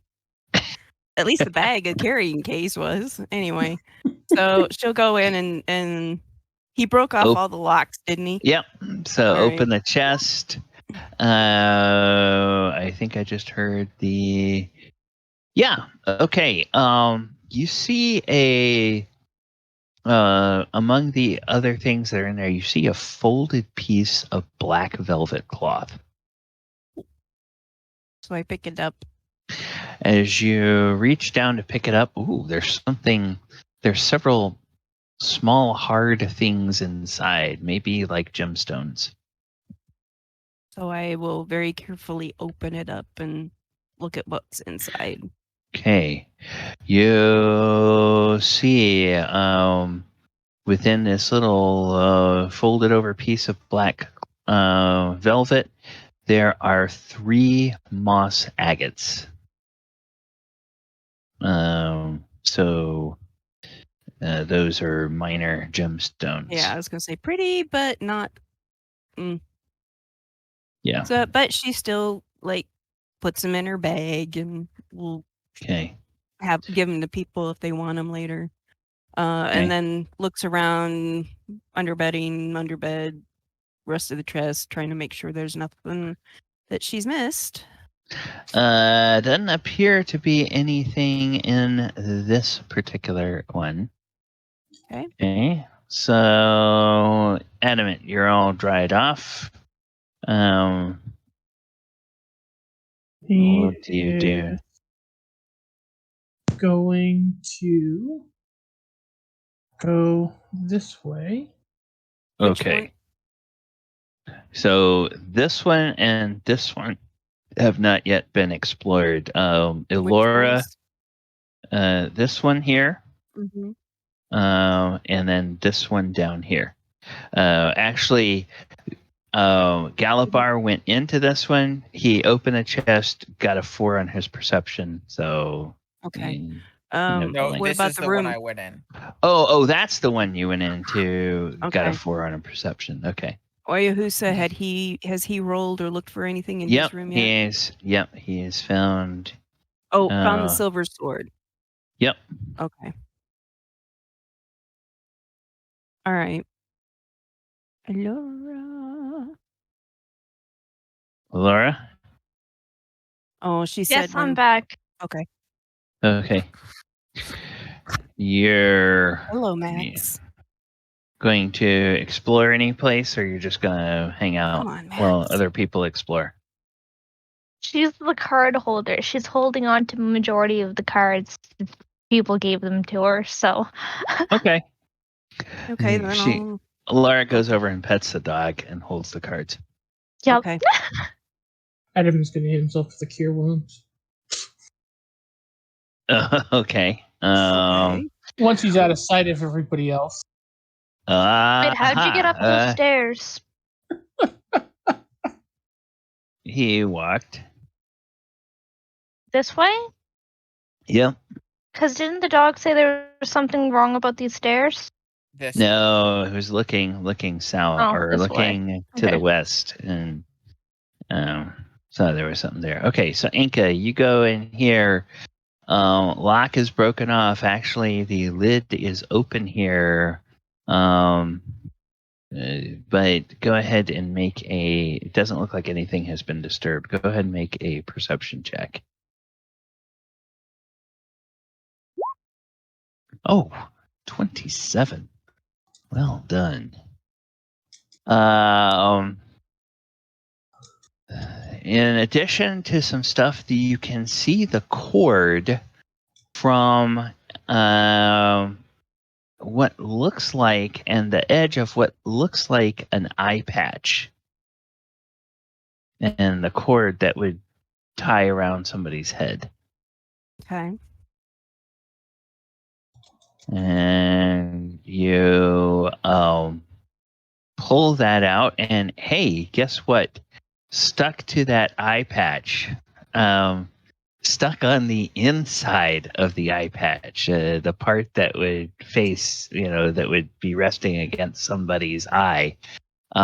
Stuck to that is a little crumpled piece of cardboard. So that is area 25. And we are going to do this. Oyohusa was already in this room. Oyohusa. Okay. And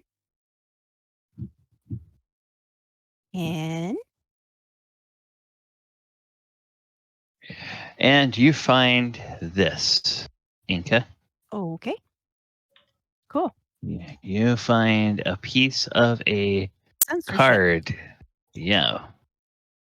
And I'm Seems to like, be oh, most of- Elora. Alva Inka.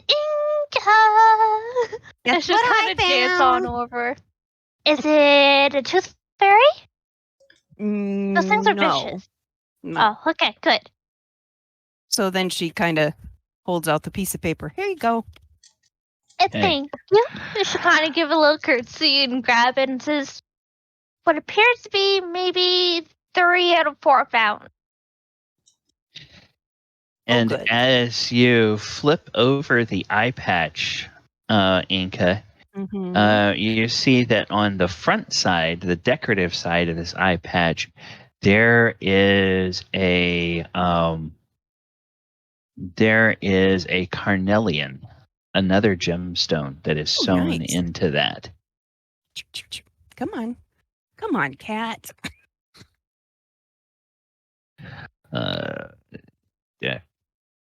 Decorative side of the eye patch has a sewn into it.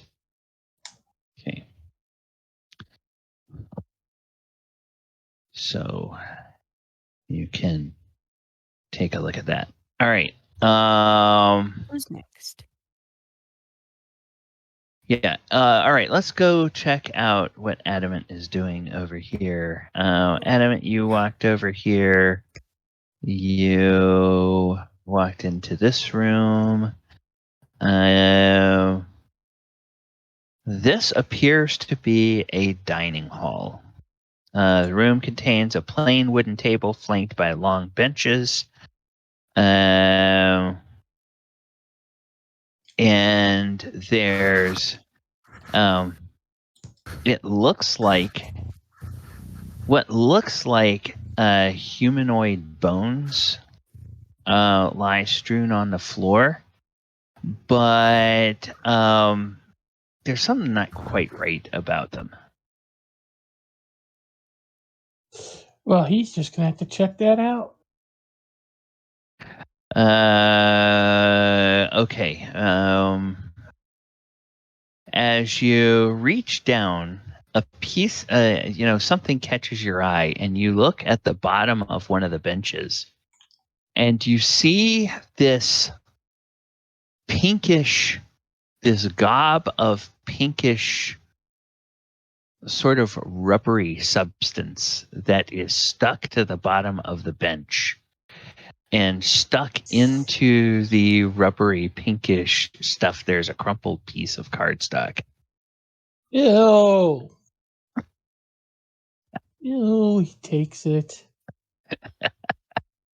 Okay. Adamant, for the record, does not say ew. Okay, so this is going to be Adamant and there and there and so it looks like you have found a piece of the Blacker Lotus. A big piece. Jeez. Yes. I like them. Chunky. Jumpy. Bonk. All right. Yeah. As you then further examine the in air quotes bones on the floor, you realize these are not made of calcium like actual bones. They're made of a sort of plaster. In fact, identical to the type of material that made up the skeleton you found by the chest upstairs. The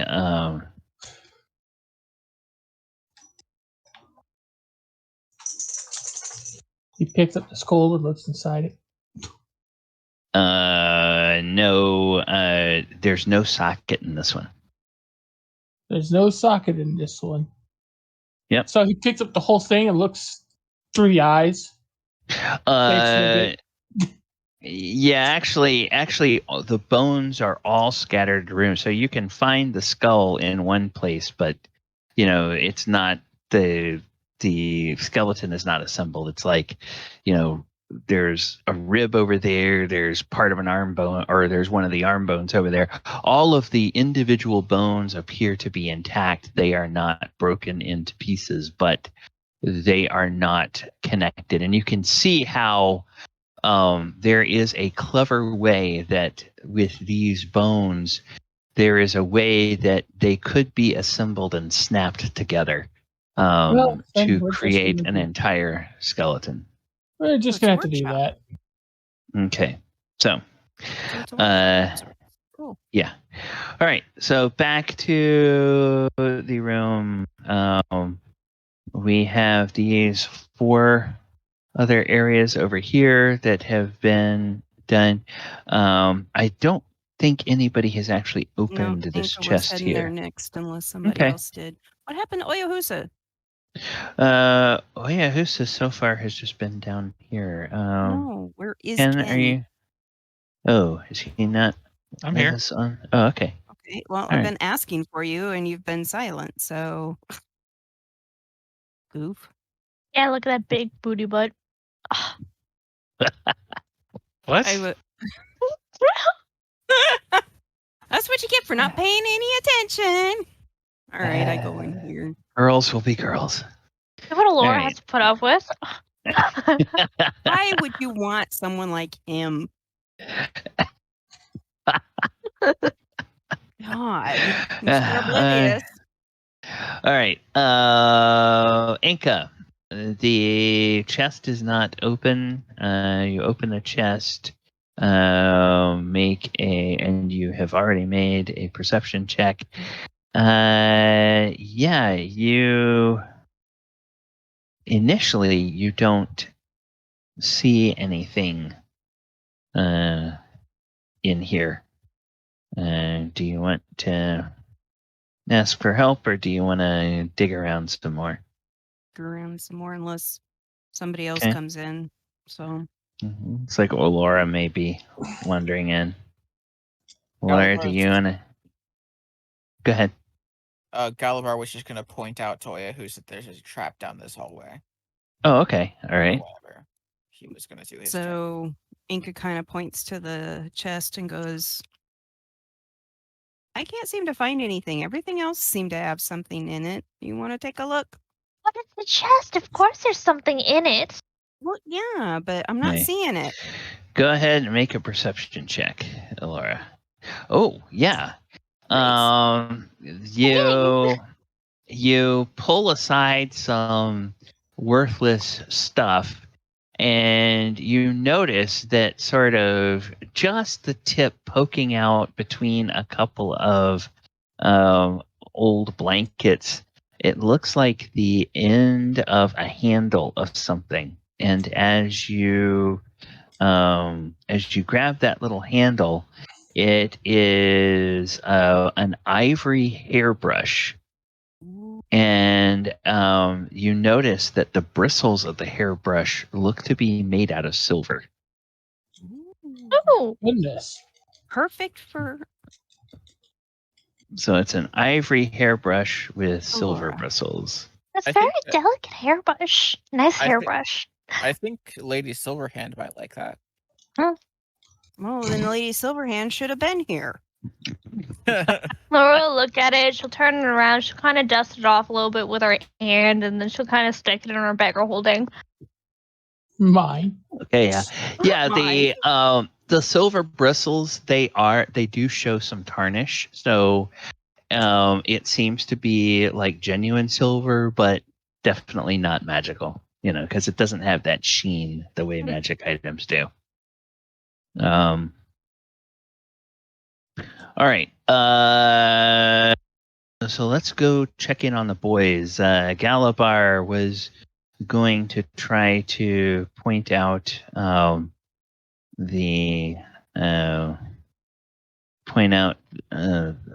place on the floor, and the dog just sort of stands there and does that kind of pointer thing where he holds one one paw up and looks to the west according to the compass on the map. So it looks down the hall this way to indicate that there's something there. Yeah, Galibar is trying to point out where the trap might be to Oyohusa, because he might be Okay. to do something with it. Okay. Ken? Leo, would you like to? Yeah, I'll carefully make my way down to the trap, I guess. Take a look at it. Okay. So as you enter the hallway, and you get to, whoops, that's why it's not, because I have the wrong tool. As you enter the hallway and get to about here, a couple of things you notice. The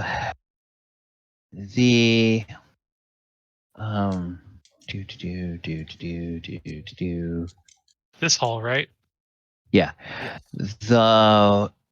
You now can get a sense of where the chanting is coming from.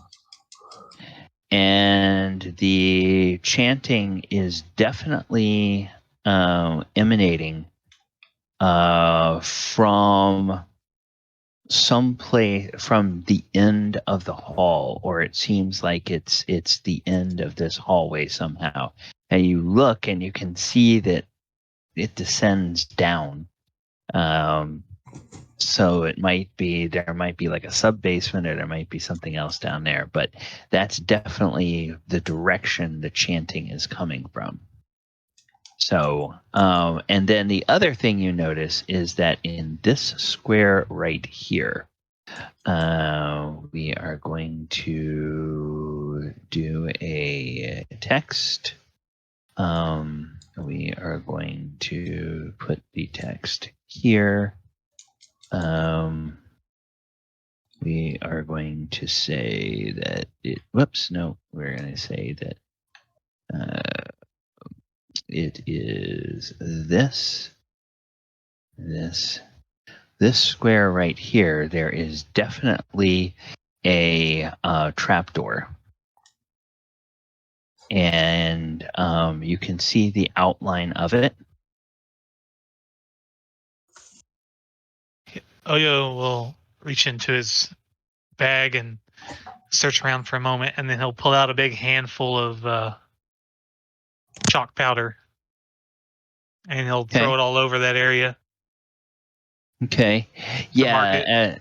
As you do, you see the little fine little lines that show that there are two halves of this cover, and they're probably hinged, and it looks like if enough weight is put on it, they will open down below.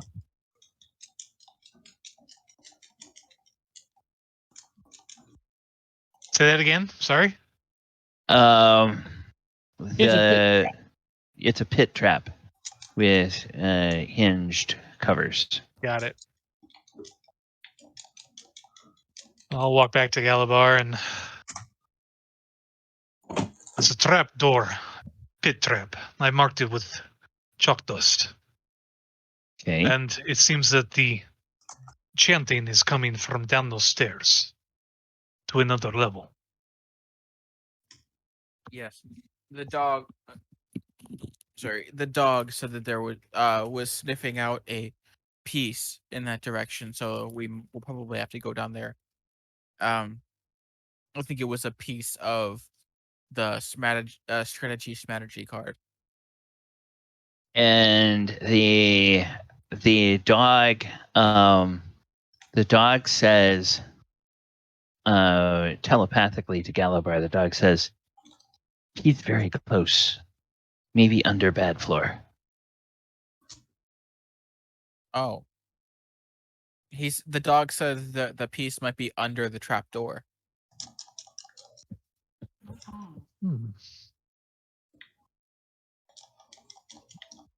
So maybe we set it off and look down there. All right, I'll see what I can do. and I'll go back over there and start seeing if I can disarm this thing at all, or at least try to take a few Okay. moments to see what kind of mechanisms and whatnot I can figure out. Okay. You've kind of your perception check has let you figure out how it works. There's a you put weight on the floor, and the two halves of the thing will open into a pit. The question is, how do you want to put weight on that? Do you want to like hold on to the wall with your hands and sort of gently put weight with one foot on it? Do you want to take like a staff and push on it, or what do you want to do? How do you want to try to open this? I'll hold. I can hold on to his arms to make sure he doesn't accidentally fall in. That'll be fine, Galibar. I appreciate your help, but please just step back. I don't know what else this trap will set off. Yeah. Okay. I'll activate my wing boots, Okay. and then I'll step onto the tile. Okay, you step onto the tile, the trap door opens, and you, in the instant before you activate your winged boots, you notice a strange effect. You notice that you do in fact begin descending, but you don't fall down, you more or less float down towards the bottom of the pit. And this pit appears to be 20 feet deep, and the pit appears to be lined with red velvet. And you realize, as you feel this, you realize, oh, this is like a feather fall effect. And as you look down, you notice that there is a crumpled piece of playing card down at the bottom of the pit. The entire pit, the walls and the floor are all lined with red velvet. And now that the doors open, some of that chalk, dust just sort of drifts down into the pit as well. Did I notice anything about the bottom that's abnormal? Where the nope. parchment or whatever Just appears to be ground covered in red velvet for whatever reason. All right, I will pick it up and fly back out. Okay, so this is area Dune. And in fact, as we had, it's whoops, no, not that. This, and then boom. It in fact does appear to be a piece of the strategy Schmategy card. I'll walk over and hand it to Galibar.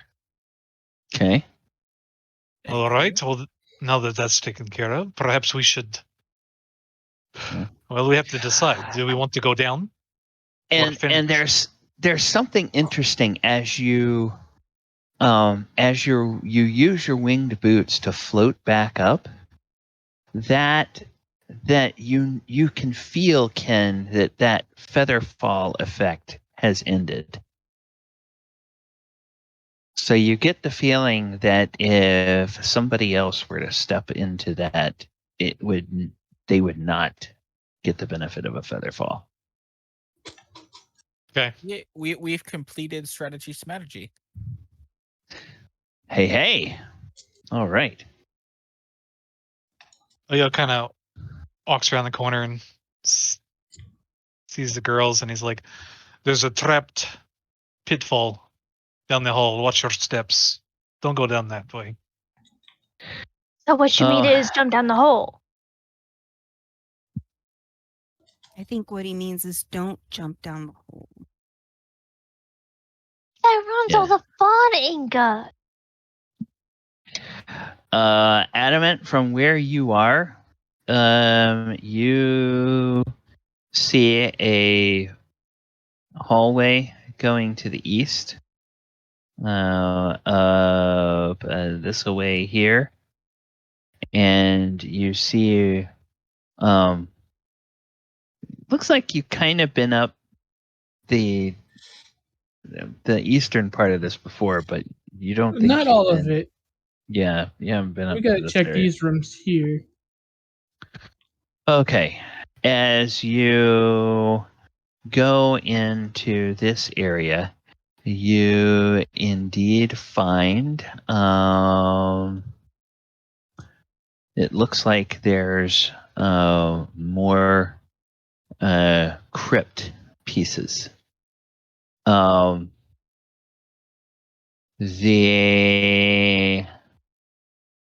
stone slab that covers this crypt is etched with the name of Glimmer Cragnail.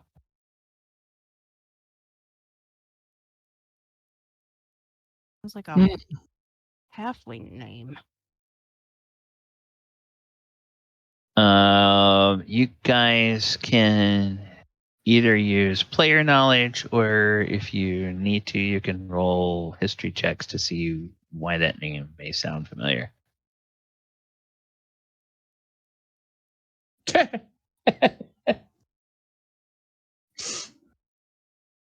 on. Let me see. 15.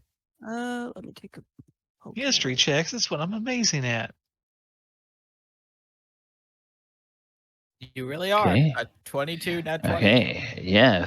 And 3. another- Yeah. 20. Oh, holding history? Hell yeah. Aw, I couldn't beat Oyo. 4 out of the 5 of you. History is what I'm good at. Everybody except for Adamant remembers that Glimmer is the name of one of the 2 goblin ghosts you met upstairs in the attic. And then so that's the one that's on the eastern thing. You go down here to the western one. The name that you see is a stone slab is etched with the name of Dimmer Cragnail. So Glimmer and Dimmer.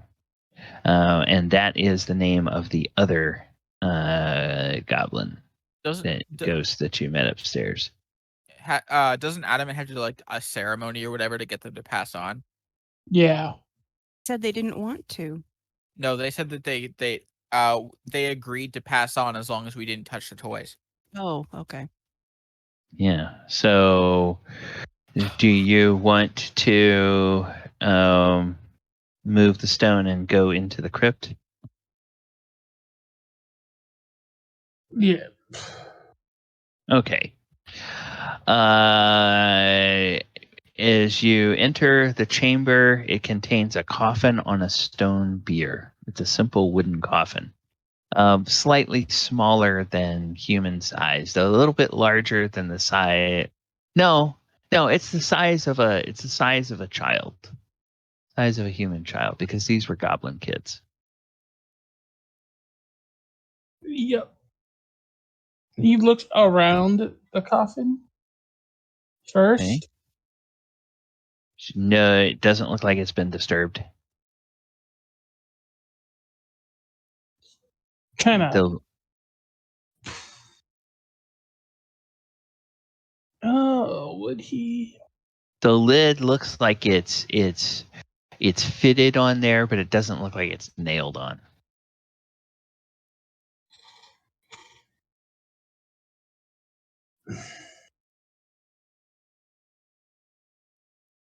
You know what? He's gonna take a peek. Okay. Inside the coffin is a goblin skeleton with a leather sack tied around its neck. And you remember from talking to the goblin children that they were trying to help Jim with a trick, and Dimmer had the idea that if they tied sacks around their neck, that would help them with the trance they were supposed to be in. But then Jim got called away to dinner and didn't come back for several hours, and they apparently suffocated. So And they were they didn't even take the bags off of the freaking goblins' heads before putting them in the just freaking dumped coffin. them in there. It's like, you're good. No wonder they're still here.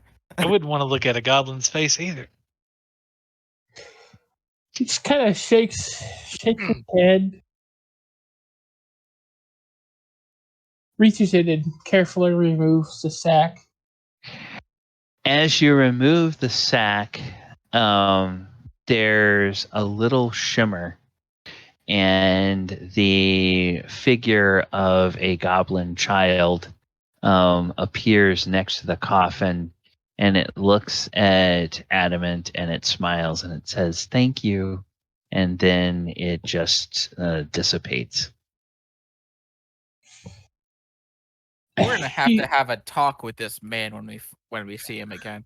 He drops the sack outside the coffin, closes it again, kind of like draws the sigil of Moradin on it, and then he's Okay. gonna go to the other one. Same thing. Same thing. And then the little goblin child appears, smiles and says, "Thank you," and then slowly fades. What's cruelty? What's this? Okay. So, and then Oyohusa is over here looking at this one, and this is that one and that one.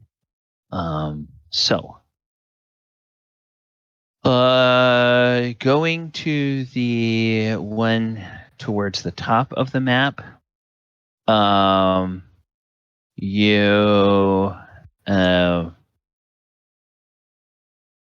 see that the stone slab is etched with the name James Jim Tarthanian Dark Magic the First.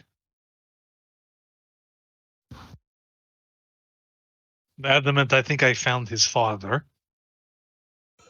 His father.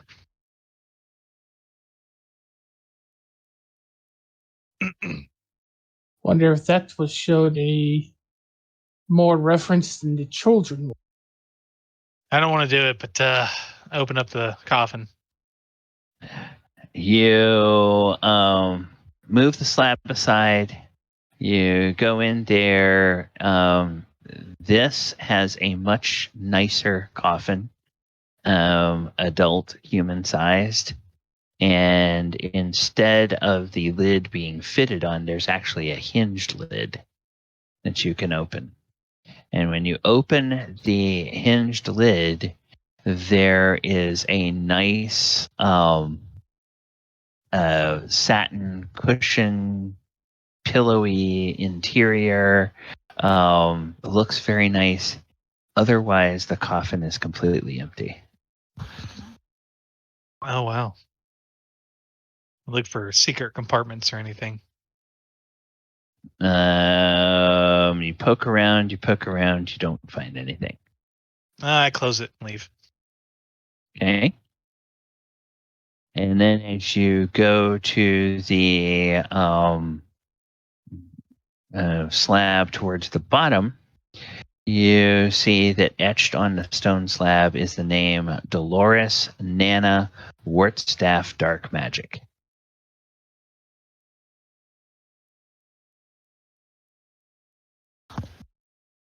All right, I'll open it up. So you move the stone aside, you go in.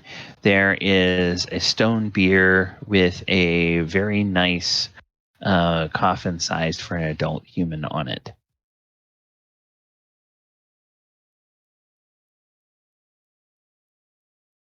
Hey, There's nothing in it. All right. You are looking at the coffin. Okay. I open it. You open it. All right. As you open it, you notice movement from the back wall, and the back wall over here, and a swarm of centipedes comes crawling out of the walls and begins moving over, and it is a swarm of insects. Swarm. Swarm, yeah, let's see. Creatures and monsters. Okay, so it's a swarm of insects that comes out of this. Let's do insects. And they are all centipedes. Okay. And they begin swarming around your feet, and they start trying to bite you. And so, Oyo, you at the very least need to roll initiative, and they need to roll initiative. So they are going to roll initiative.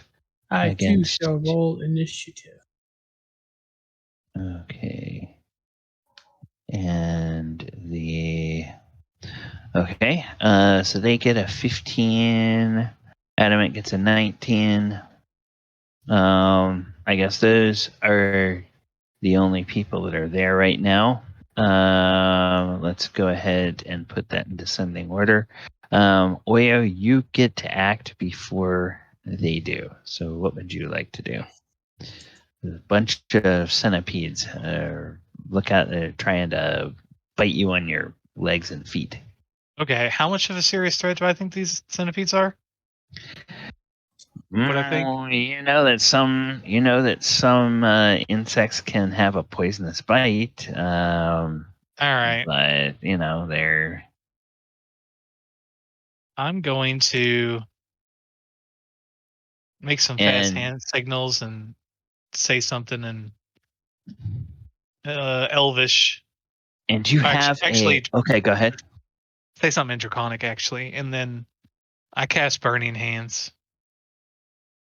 Okay, as you are doing that, you have a telepathic message from Tatsumasa. Ooh, get them off! Get them off! Get them off! Haha, we know how to break her composure now. And so, Burning Hands, DC 17 dexterity save. So they're going to make a dexterity save, which they fail. And they will take 15 points of damage. Which that clearly bloodies this swarm of insects. Should have used a higher spell. Oh well. So, also, the coffin starts to smolder. I'm not the one set to fire, so. Okay, so that was your action, unless that was a bonus. I think that's an action. You, I think, have a bonus action and a movement if you want. What would you like to do? I guess I'll just that's pretty much it. Okay. Adamant, you hear this whoosh of flame, and you hear this little squeal of insects as they pop and fry, and you kind of smell wood smoldering. What would you like to do? Adamant's just gonna kind of move up here. Are they bugging you, Oyo? Oh.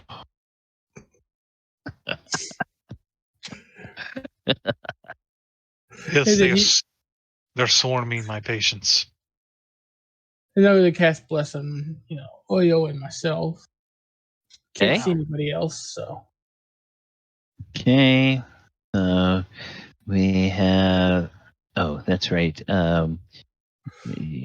You have the Bardic Inspiration, so we're going to give you the Angel Wings of Blessing.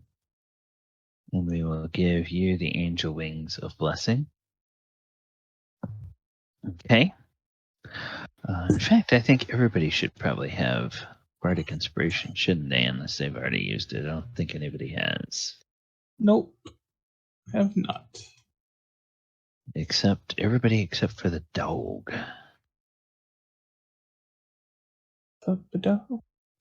Okay. All right.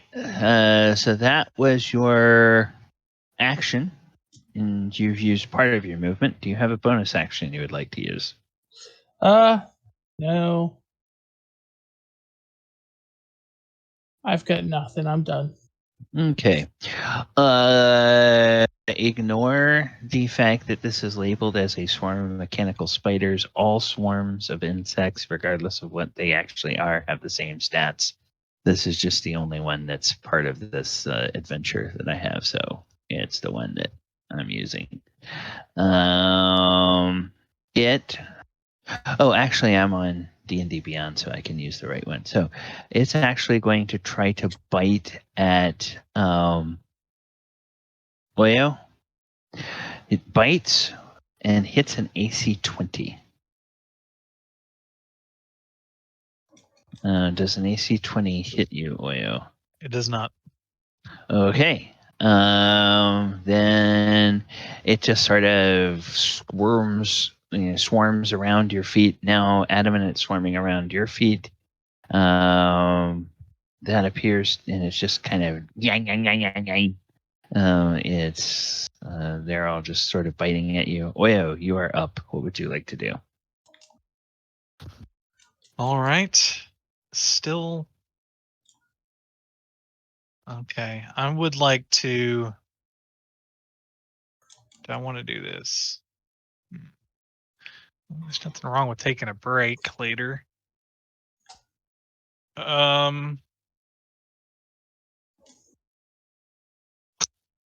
He's not so sure he should use this spell in such close quarters.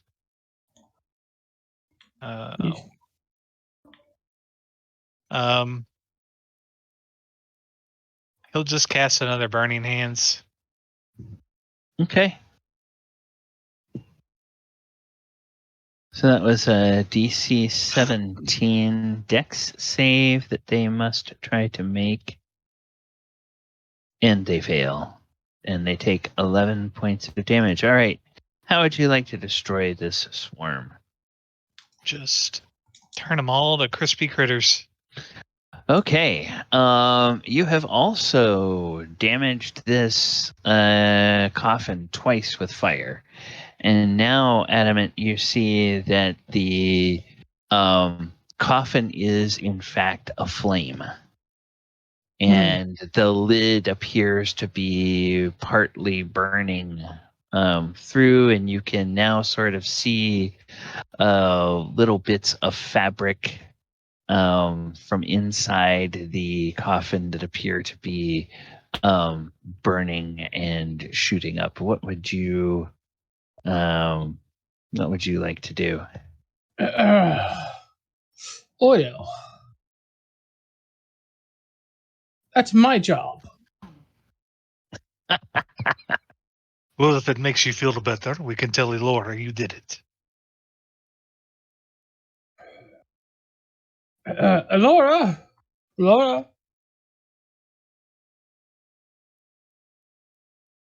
Okay. As you guys wait for Elora and the others to arrive, you two notice that as this coffin is burning, there is something decidedly that seems to be missing from this coffin.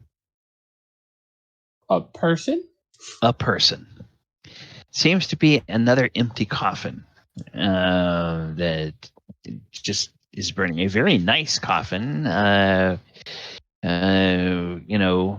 On the interior, well, at least it was a very nice coffin until you guys decided to torch it.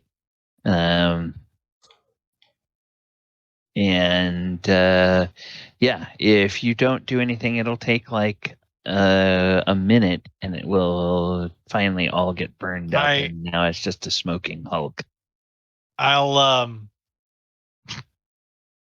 make some other hand movements speaking to Draconic and cast Gust of. Oh God, why? Gust of wind? Yeah, a cantrip, Gust. Okay, fan the so now you flames. fan the flames, and it just burns hotter and higher. I turn around and look at Adamant and like, our job here is done. And he walks out. Okay. As he walks, Adamant's firebug has become contagious. As he walks by Elora, he just says, somebody might or might not have set someone's casket on fire.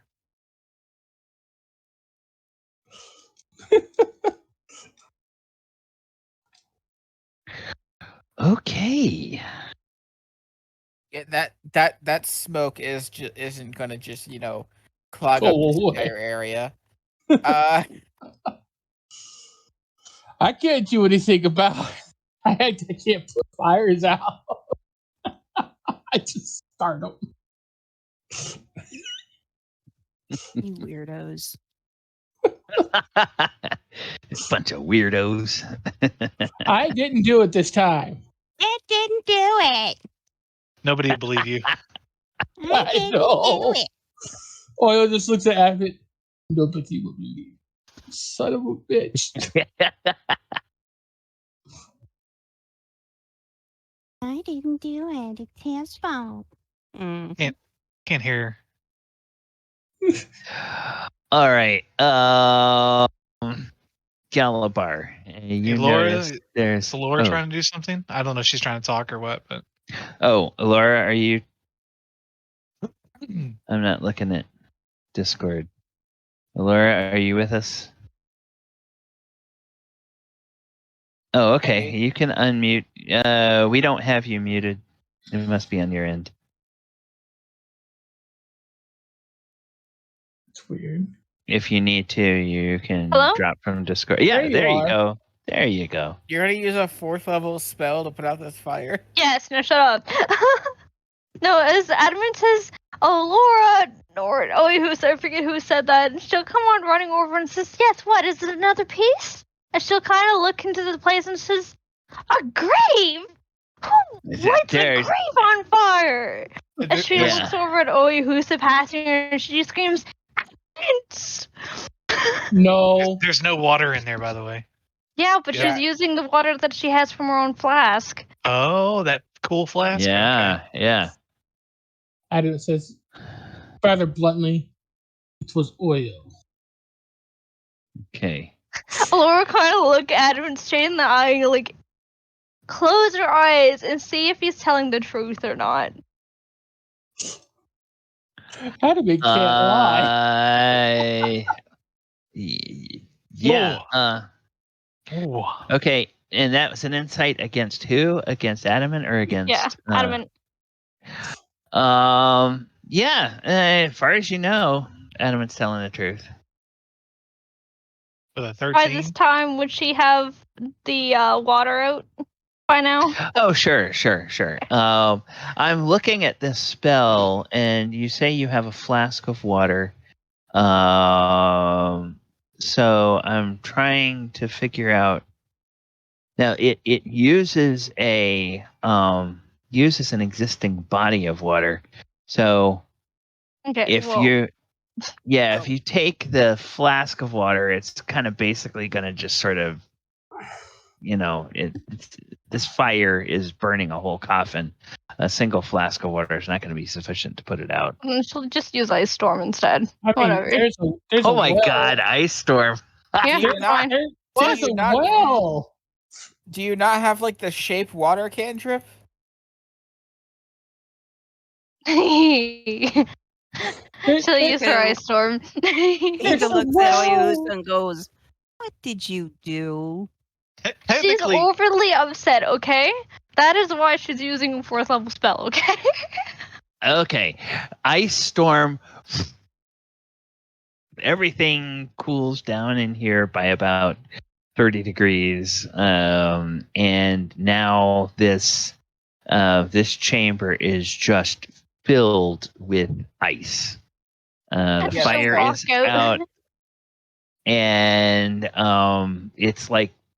it's just there's ice out into the chamber, or ice out into the corridor, probably about 3 or 4 feet thick. It's the storm itself goes around corners. So Oh, okay. So all yeah, of this is now covered in ice. you hear the ethereal voice of Bing Crosby, telling you that you are walking in a winter wonderland. I kind of walk on out with like little tiny danglies of like frost just on her. She kind of shakes her hand so it goes off of her and says, "Oyohusa, Adamant told me what you did." Now, I don't see where you've actually put Ice Storm in there. Does that cause actually any damage that people would need to make a saving throw from? Okay, yeah. so I guess everybody needs to make, including Elora, since she's in the area of effect. Everybody make a DC 16 saving throw, and that includes the dog. Oh my god, that damage though. The cold damage? Ouch.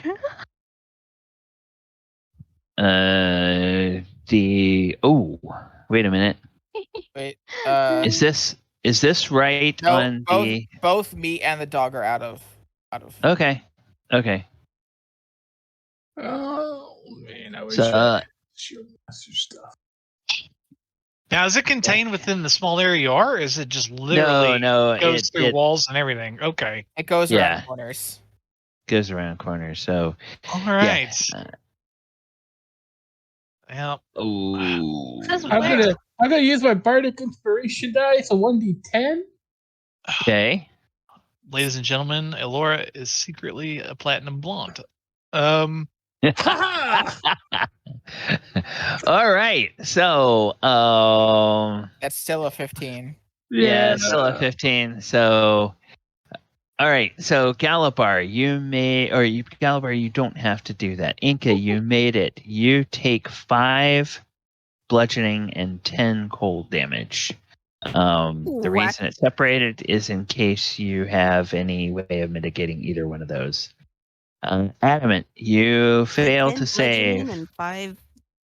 No, because you saved, you take half damage. So 5 bludgeoning and 10 cold. Ooh. So total of 15. Adamant, you failed to save, so you take 10 bludgeoning and 21 cold. Elora, you saved, so you take 5 bludgeoning and 10 cold. And Oyohusa, all right, before your evasion kicks in, you would take 5 bludgeoning and 10 cold, but if you dodge out of the way, you would normally take half damage, but since you saved, you take no damage. So, all right. No damage for Oyo, Galibar, or the dog, which is fortunate because the dog only has 5 hit points. And even had the dog saved, it still would have gone poof. Enka doesn't look very happy. She looks like she's got icicles hanging off of her ears. Somehow, Elora Enka protected Oyohusa. He took no damage. Yeah. Adamant comes out, looks at Elora. So now he's been submerged. He's been frozen. He's really gonna need that oil bath. he gets back. To, He slowly You're raises his carrying. hand. It's a good thing Galibar dried him off. Just staring at Yeah. Elora. All I can see is a Tin Man going, okay. And she's staring at Oyohusa with her eyes slitted, like, oh. And just slowly touches his chest, and he's gonna heal himself back 20. Does Wow. Oyo pretend nothing happened? He's unsure whatever. No, of course not. It's passive perception. He just shakes his head at Elora, like doesn't say anything. okay. Galibar's gonna. So, all right. So there's this way. Yep. You have an intersection. Looks like this goes back to that hall where the trap was, or you can go several other ways. All right. So Galibar, we're gonna follow you over here this way. As you go into this area.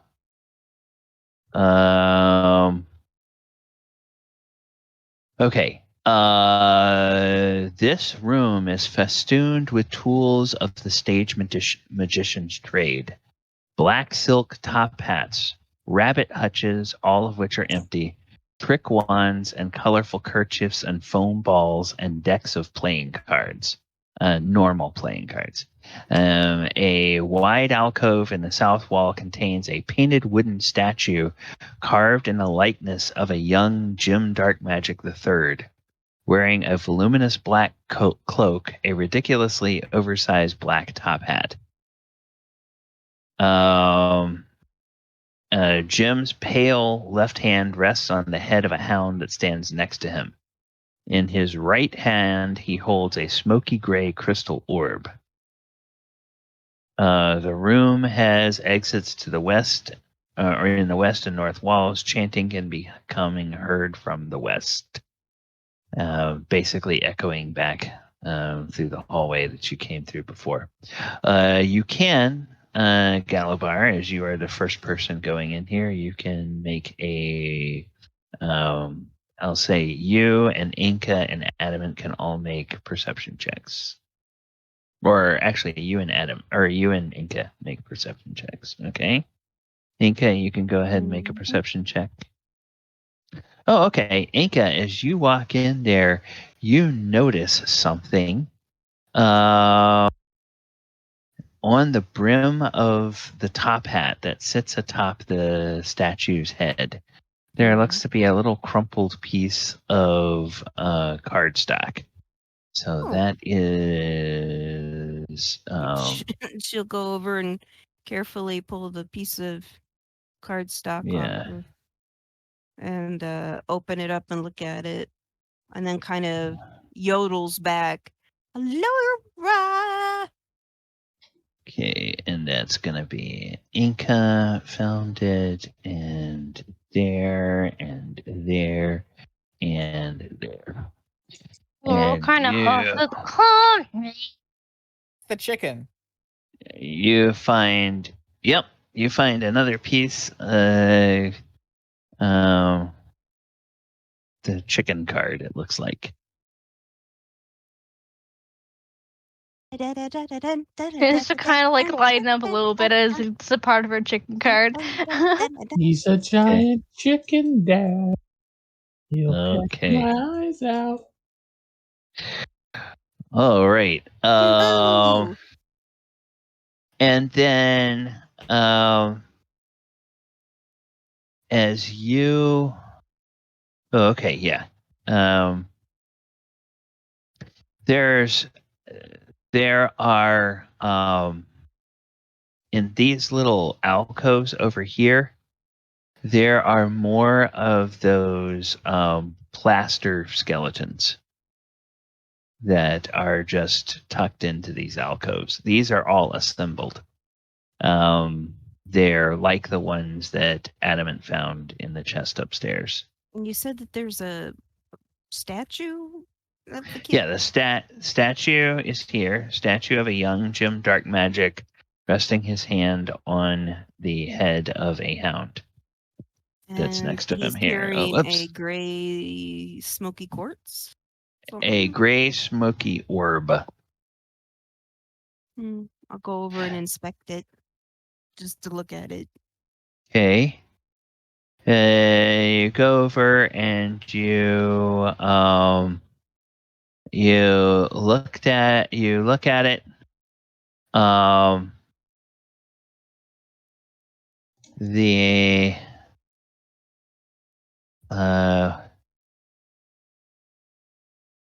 okay. There is a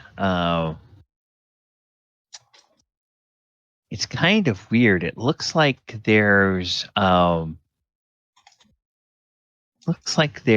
maybe clearly the orb is dusty, but it looks like there's smudges on the orb. Perhaps like from fingerprints, but it's not quite right to be fingerprints on the orb. Can I pick it up out of his hand, or is it part of his hand? Oh, no, it's just resting in his hand. Okay. You So sure I'll pick can. it up and kind of. Okay. You You pick it up and you see emerging I was just about to from yell out. here, here, here, here, and we will say from right here next to Enka. There are shadows, and these are like Shadow, the undead monster kind of shadow. Character, I have. When I took that damage from the ice, I was already down. I was down to 60 from 84. I took Okay. damage, I think, last time. Did anybody heal me, or do we remember? What'd you take damage from last time? The broom. She was fighting the broom. The She got freaking hit broom by that kept clubbing the shit out of me. Sorry. She got dusted, man. She got dusted. So I'm trying to remember, did anybody heal me? And if so, how much? Man, you got handled.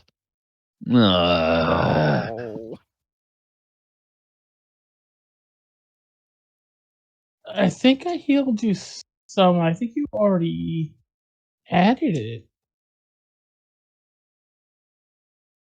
Because I was down a slot. Pretty sure Adamant healed you a bit, but didn't heal you a Okay. lot. I think you were down to bloodied, and then he healed you, and that's what you were at. Right. So yeah, I'm down to half health right now. So Okay. So 5 of these creatures appear, and they do not look friendly. And they look like they want to you hear move. Enka go, shit. Hey, you guys come here often? And Adamant says, no. Shade. Thank you, Adamant. Okay, and they they really, really roll well on their initiative.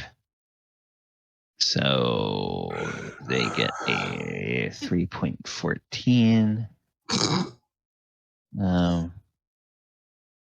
Wait, where did that go?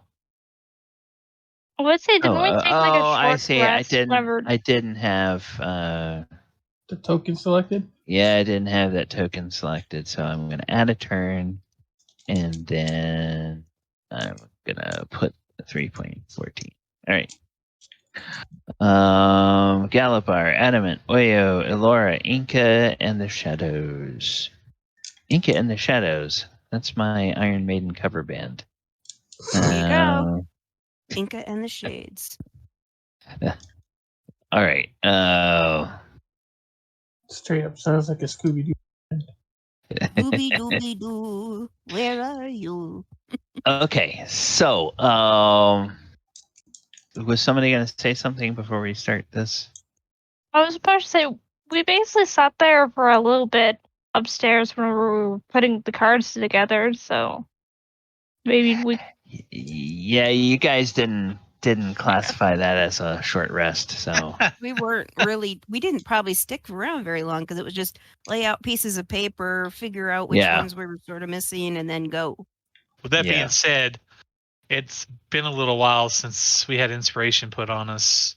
So Yeah. how long has passed? Oh, okay. So you think It lasts for an how hour. long does it last for a full hour? It's 10 Enka? minutes.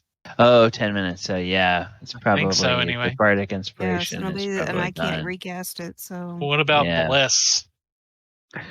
Bless lasts for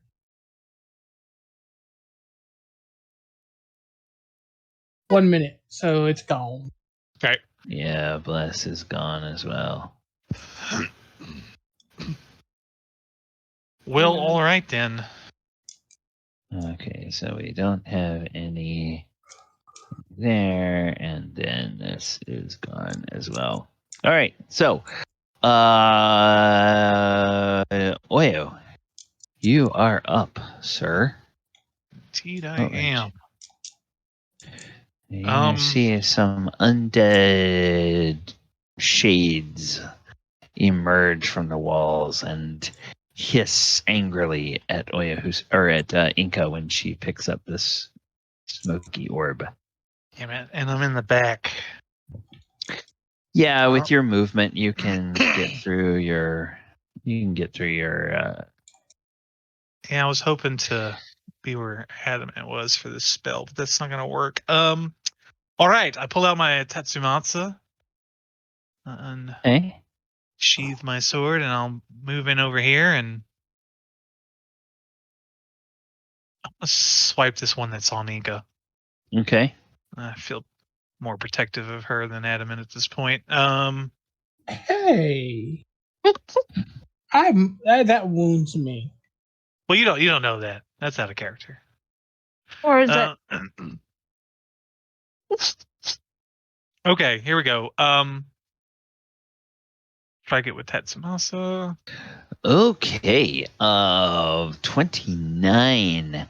That will hit. You deal 16 Force damage? slashing, and you would like the 6 to be force damage. I would.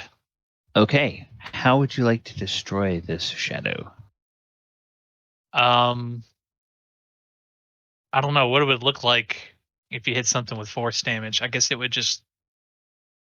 It's an insubstantial shade, but as it gets hit by the force damage, it seems to be thrown against and almost splatter against the wall until the deeper color of it begins to dissipate. Nice. So it's almost like you slam this shadow against the wall, and then it gradually fades. Okay, I'll come over and swing on this one. All right. All right, and 14 probably doesn't hit. 14 actually does hit. Oh.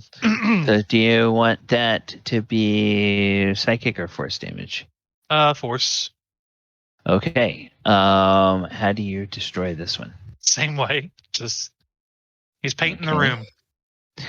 All right. So okay, and then this is going to be minus 25 and boom. Okay. I would like to use weapon flurry as a bonus. Okay. Okay. And I will attack. I'll move over here. I have the movement. And I'll attack that one. This guy? Yeah, I could do that, right? Okay. Yeah. You have that. You can attack You have the range to attack either this one or this one. When you do, I'm pretty sure I can attack different targets, right? With my bonus action, right? Flurry of blows, I think, doesn't require you, which is basically this is a flurry of blows with weapons. I don't think Right. it requires you to attack the same Okay. targets. And yeah. All right, so force damage on that. 21 for 22, and again, you just are going to paint the walls with the shadows. Whoops. And I'll very quickly attack this one as well. Okay, and that is that one. And you're just continuing down to this one. Yep. Okay. 29 will hit. You Almost got a injure crit. it. You injure it, but it's not quite enough to kill it. It does seem to bloody it, though. That is my turn. All right. And Tatsumasa says, "What a weird damn house this is." And You're not kidding. He replies. And Galibar, as you pull out Willow Roar, or what do we call your? That's what we called your axe, right? Is Willow Roar? It's Morcellar's. Morcellar's broadaxe, yes. Okay. But its name, the name of the Yeah. entity in it is Willow Roar. Okay. Willow Roar will say to you, "Oh, foul undead, let us destroy them." Oh yeah, I get a special thing. I finally get to freaking use it. I'm gonna move right here, and I'm gonna spend a second level spell slot to sweeping blow to hit both of them. Okay. Okay. And let me remove that spell slot. So this attack is gonna hit both if it hits. 23. 23 will hit. So 22 slashing, and 4 cold, fire, and lightning damage. Well, the 3 of that 4 is normal slashing. Okay. Well, so 22 for 26, and that applies to you apply that damage to both of them, or is that the first one? It's it's a sweeping blow, so it hits an additional enemy. Okay. So, how would you like to destroy these shadows? You just see my axe. I like do a spin. You see the axe cleave through the first one's chest and then all the way into cleaving the second one's chest. Okay. And yeah, you kind of literally splatter shadow against the walls, and the shadow gradually fades. And that is the end of those shadows. All right. Well done, everybody. I guess Shadow doesn't know. Well, I kind of look over at Enka, and she's kind of bloody, and she'll kind of poke at her shoulder and say, "I'm sorry." She's kind of intimidated by the guys right now. What'd you say? You cut out. I'm sorry to Enka. Adam So is she'll cast Cure Wounds on her. Oh, okay. Hey, Adamant and Oyohusa, you notice a thing. Elora, Galibar, and Enka can actually, Galibar, what is your passive perception? 10. 10.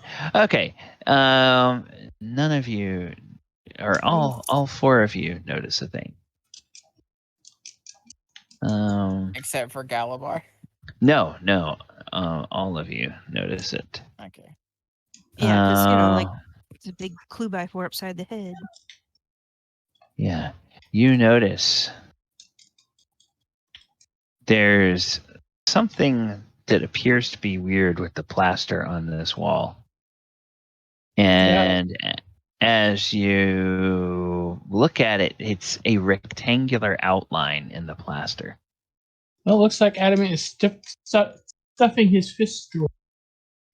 Yep, you stuff your fist through the wall, and your fist continues and goes through a rotten wooden door as well. We'll just pull that off. And you start to pull that off. You see some stairs rising up. They rise up about 20 feet. And at the top of the stairs, there's a little landing. And on that landing, there is a ladder going straight up. And the ladder going straight up comes to a trapdoor. I believe perhaps someone smaller should use this ladder. What? Judging by how rotten the door, I don't think I should climb this ladder. I agree. Let's send Elora. You know what? Fine. I will climb the ladder. She'll kind of like huff and she'll. Okay. Elora, just it's your waifish size. Does it go up or down? The ladder goes up. There's stairs. And there is there's a landing with a 6 foot or a landing with a ladder. The ladder climbs up. It's a 6 foot tall ladder, and when you get to the top rung of the ladder, you can see the underside of close-fitting planks with a wooden trapdoor set into it. And the trapdoor is bolted shut from this side. You can manipulate that to unlock it.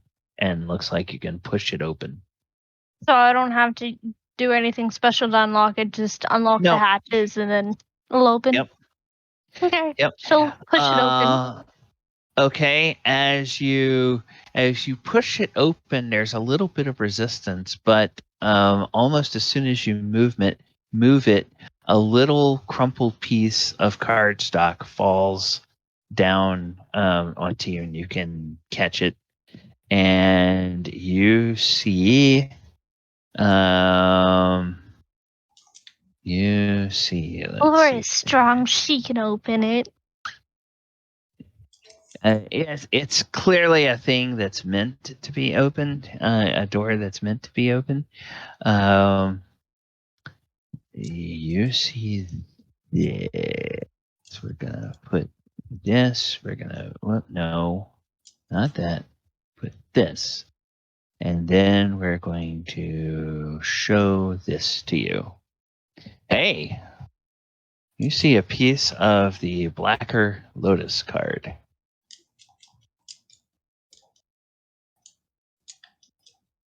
Yay. Okay. And then as you continue to push this open, there's a little bit of resistance. And you realize that the resistance is caused by half of a stuffed hound that topples over now that you're opening this trapdoor underneath the carpet that the stuffed hound was sitting on. A stuffed hound that has been cloven neatly in two as though by a sword. I wonder if it was the one that had been cut in half. And, yeah, no, I was about to say, is it the one that was cut? and a bunch of sawdust and everything falls down on you. I will start coughing and gagging, so she'll slowly make her way down. And then she'll go up to everyone covered in sawdust and all that. And she'll dead say, skin particles and stuff, innards. Oh, group meeting. Cut open the taxidermied wolf, hound, whatever it was. Yeah. that's strange. Why would anybody do that? She'll roll an insight against Oyo. Insight. You can use insight, and then I'm using my If- inspiration for that. Oh, okay, and if Oyo wishes to, he can roll a deception against that. Otherwise, he doesn't have to. Oh, I am. Okay. I get advantage, so 25. How'd you get an Yeah. advantage? Secrets. You know what? Then I'll use my lucky. What? I don't believe you. You gonna try to beat a 25? Fucker. You said you Okay. were going to use your inspiration, so out of I think a D8 or a D10. No, she was using her DM and Yeah. So she rolled a 22 on her first roll, with using DM inspiration. That was opposed by a 25. She used lucky to re-roll, and the re-roll was a 19. So yeah. Oyohusa is, Oyohusa really, seems very honest and earnest. but he's at the same time outside character. He's trying so hard. Looking at Elora in her current state, covered in this material, and just, he's trying not to laugh so hard, and he's just like straight facing it the best he can. And she'll continue to go on saying, Enka, I know you wouldn't cut it open because you don't handle with knives and stuff. Adamant, you'd rather just burn the thing. Galibar, did you do it? Did you cut open the hound? You know I like animals. Well, Why would if I you do it? for the card. I don't know how far someone will go to the card. I know you like animals. I know you treasure graphies, all everything. But Oyohusa said he doesn't do it. So what was it like it when you guys found it? And Magnificent shrugs. as the party debates the mystery of how the hound got cut open, we reach the end of our time. Oh, And yes, and so we started. we're late. yes, we started a little late. Well, All right. some people do have hard cutoff because they have to eat dinner and have other games later on in the evening. Does Chris? I know you usually eat around 6. Do you have a hard stop? My dinner's already done, so I have to go eat. Yeah, that's Okay, fine. all right. I'm just teasing. All right. Well, sorry about the technical difficulties, everybody, in getting started. Viewers, those of you who struggled with us, thank you for hanging out tonight. Players, thank you so much for attending the game and putting up with all of the delays and everything with nonstop nonsense. We hope to see everyone back. I believe we will be back next Sunday for another game. I just need to double check what the girls team if they're playing. I think they're on the road next Sunday.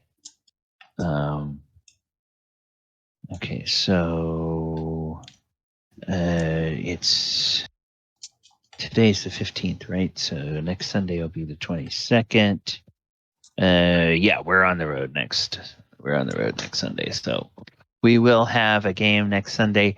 Coming up on the channel tomorrow night, Monster Monday.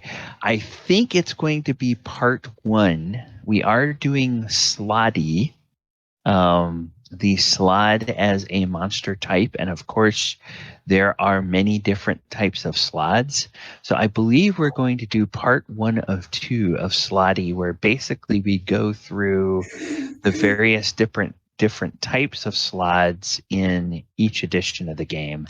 And then the following week we will do part 2, where we will detail how you would use slod in your game tactics for fighting against them, all that kind of good stuff. So we're going to break that into two because otherwise that would be a really, really long Monster Monday. So join us tomorrow night, 8 p.m. Eastern, to learn all about the history of Slods in D&D. Then Thursday night, we should be back for our Sword Coast Chronicles game, where they are preparing to leave the castle of their new cloud giant and bronze dragon allies, who apparently are Mordenkainen fanboys, and go to the domain of the storm giant king, Maelstrom. And then next Saturday, no game, because there is an MLS match that I will be attending at the stadium. Hopefully won't get as stoked as we got last night with the women's game, but it was still fun. And a good time was had by all. All right. That's it. Talk to everyone later. Take care. Have a wonderful week. And good night, chat. Good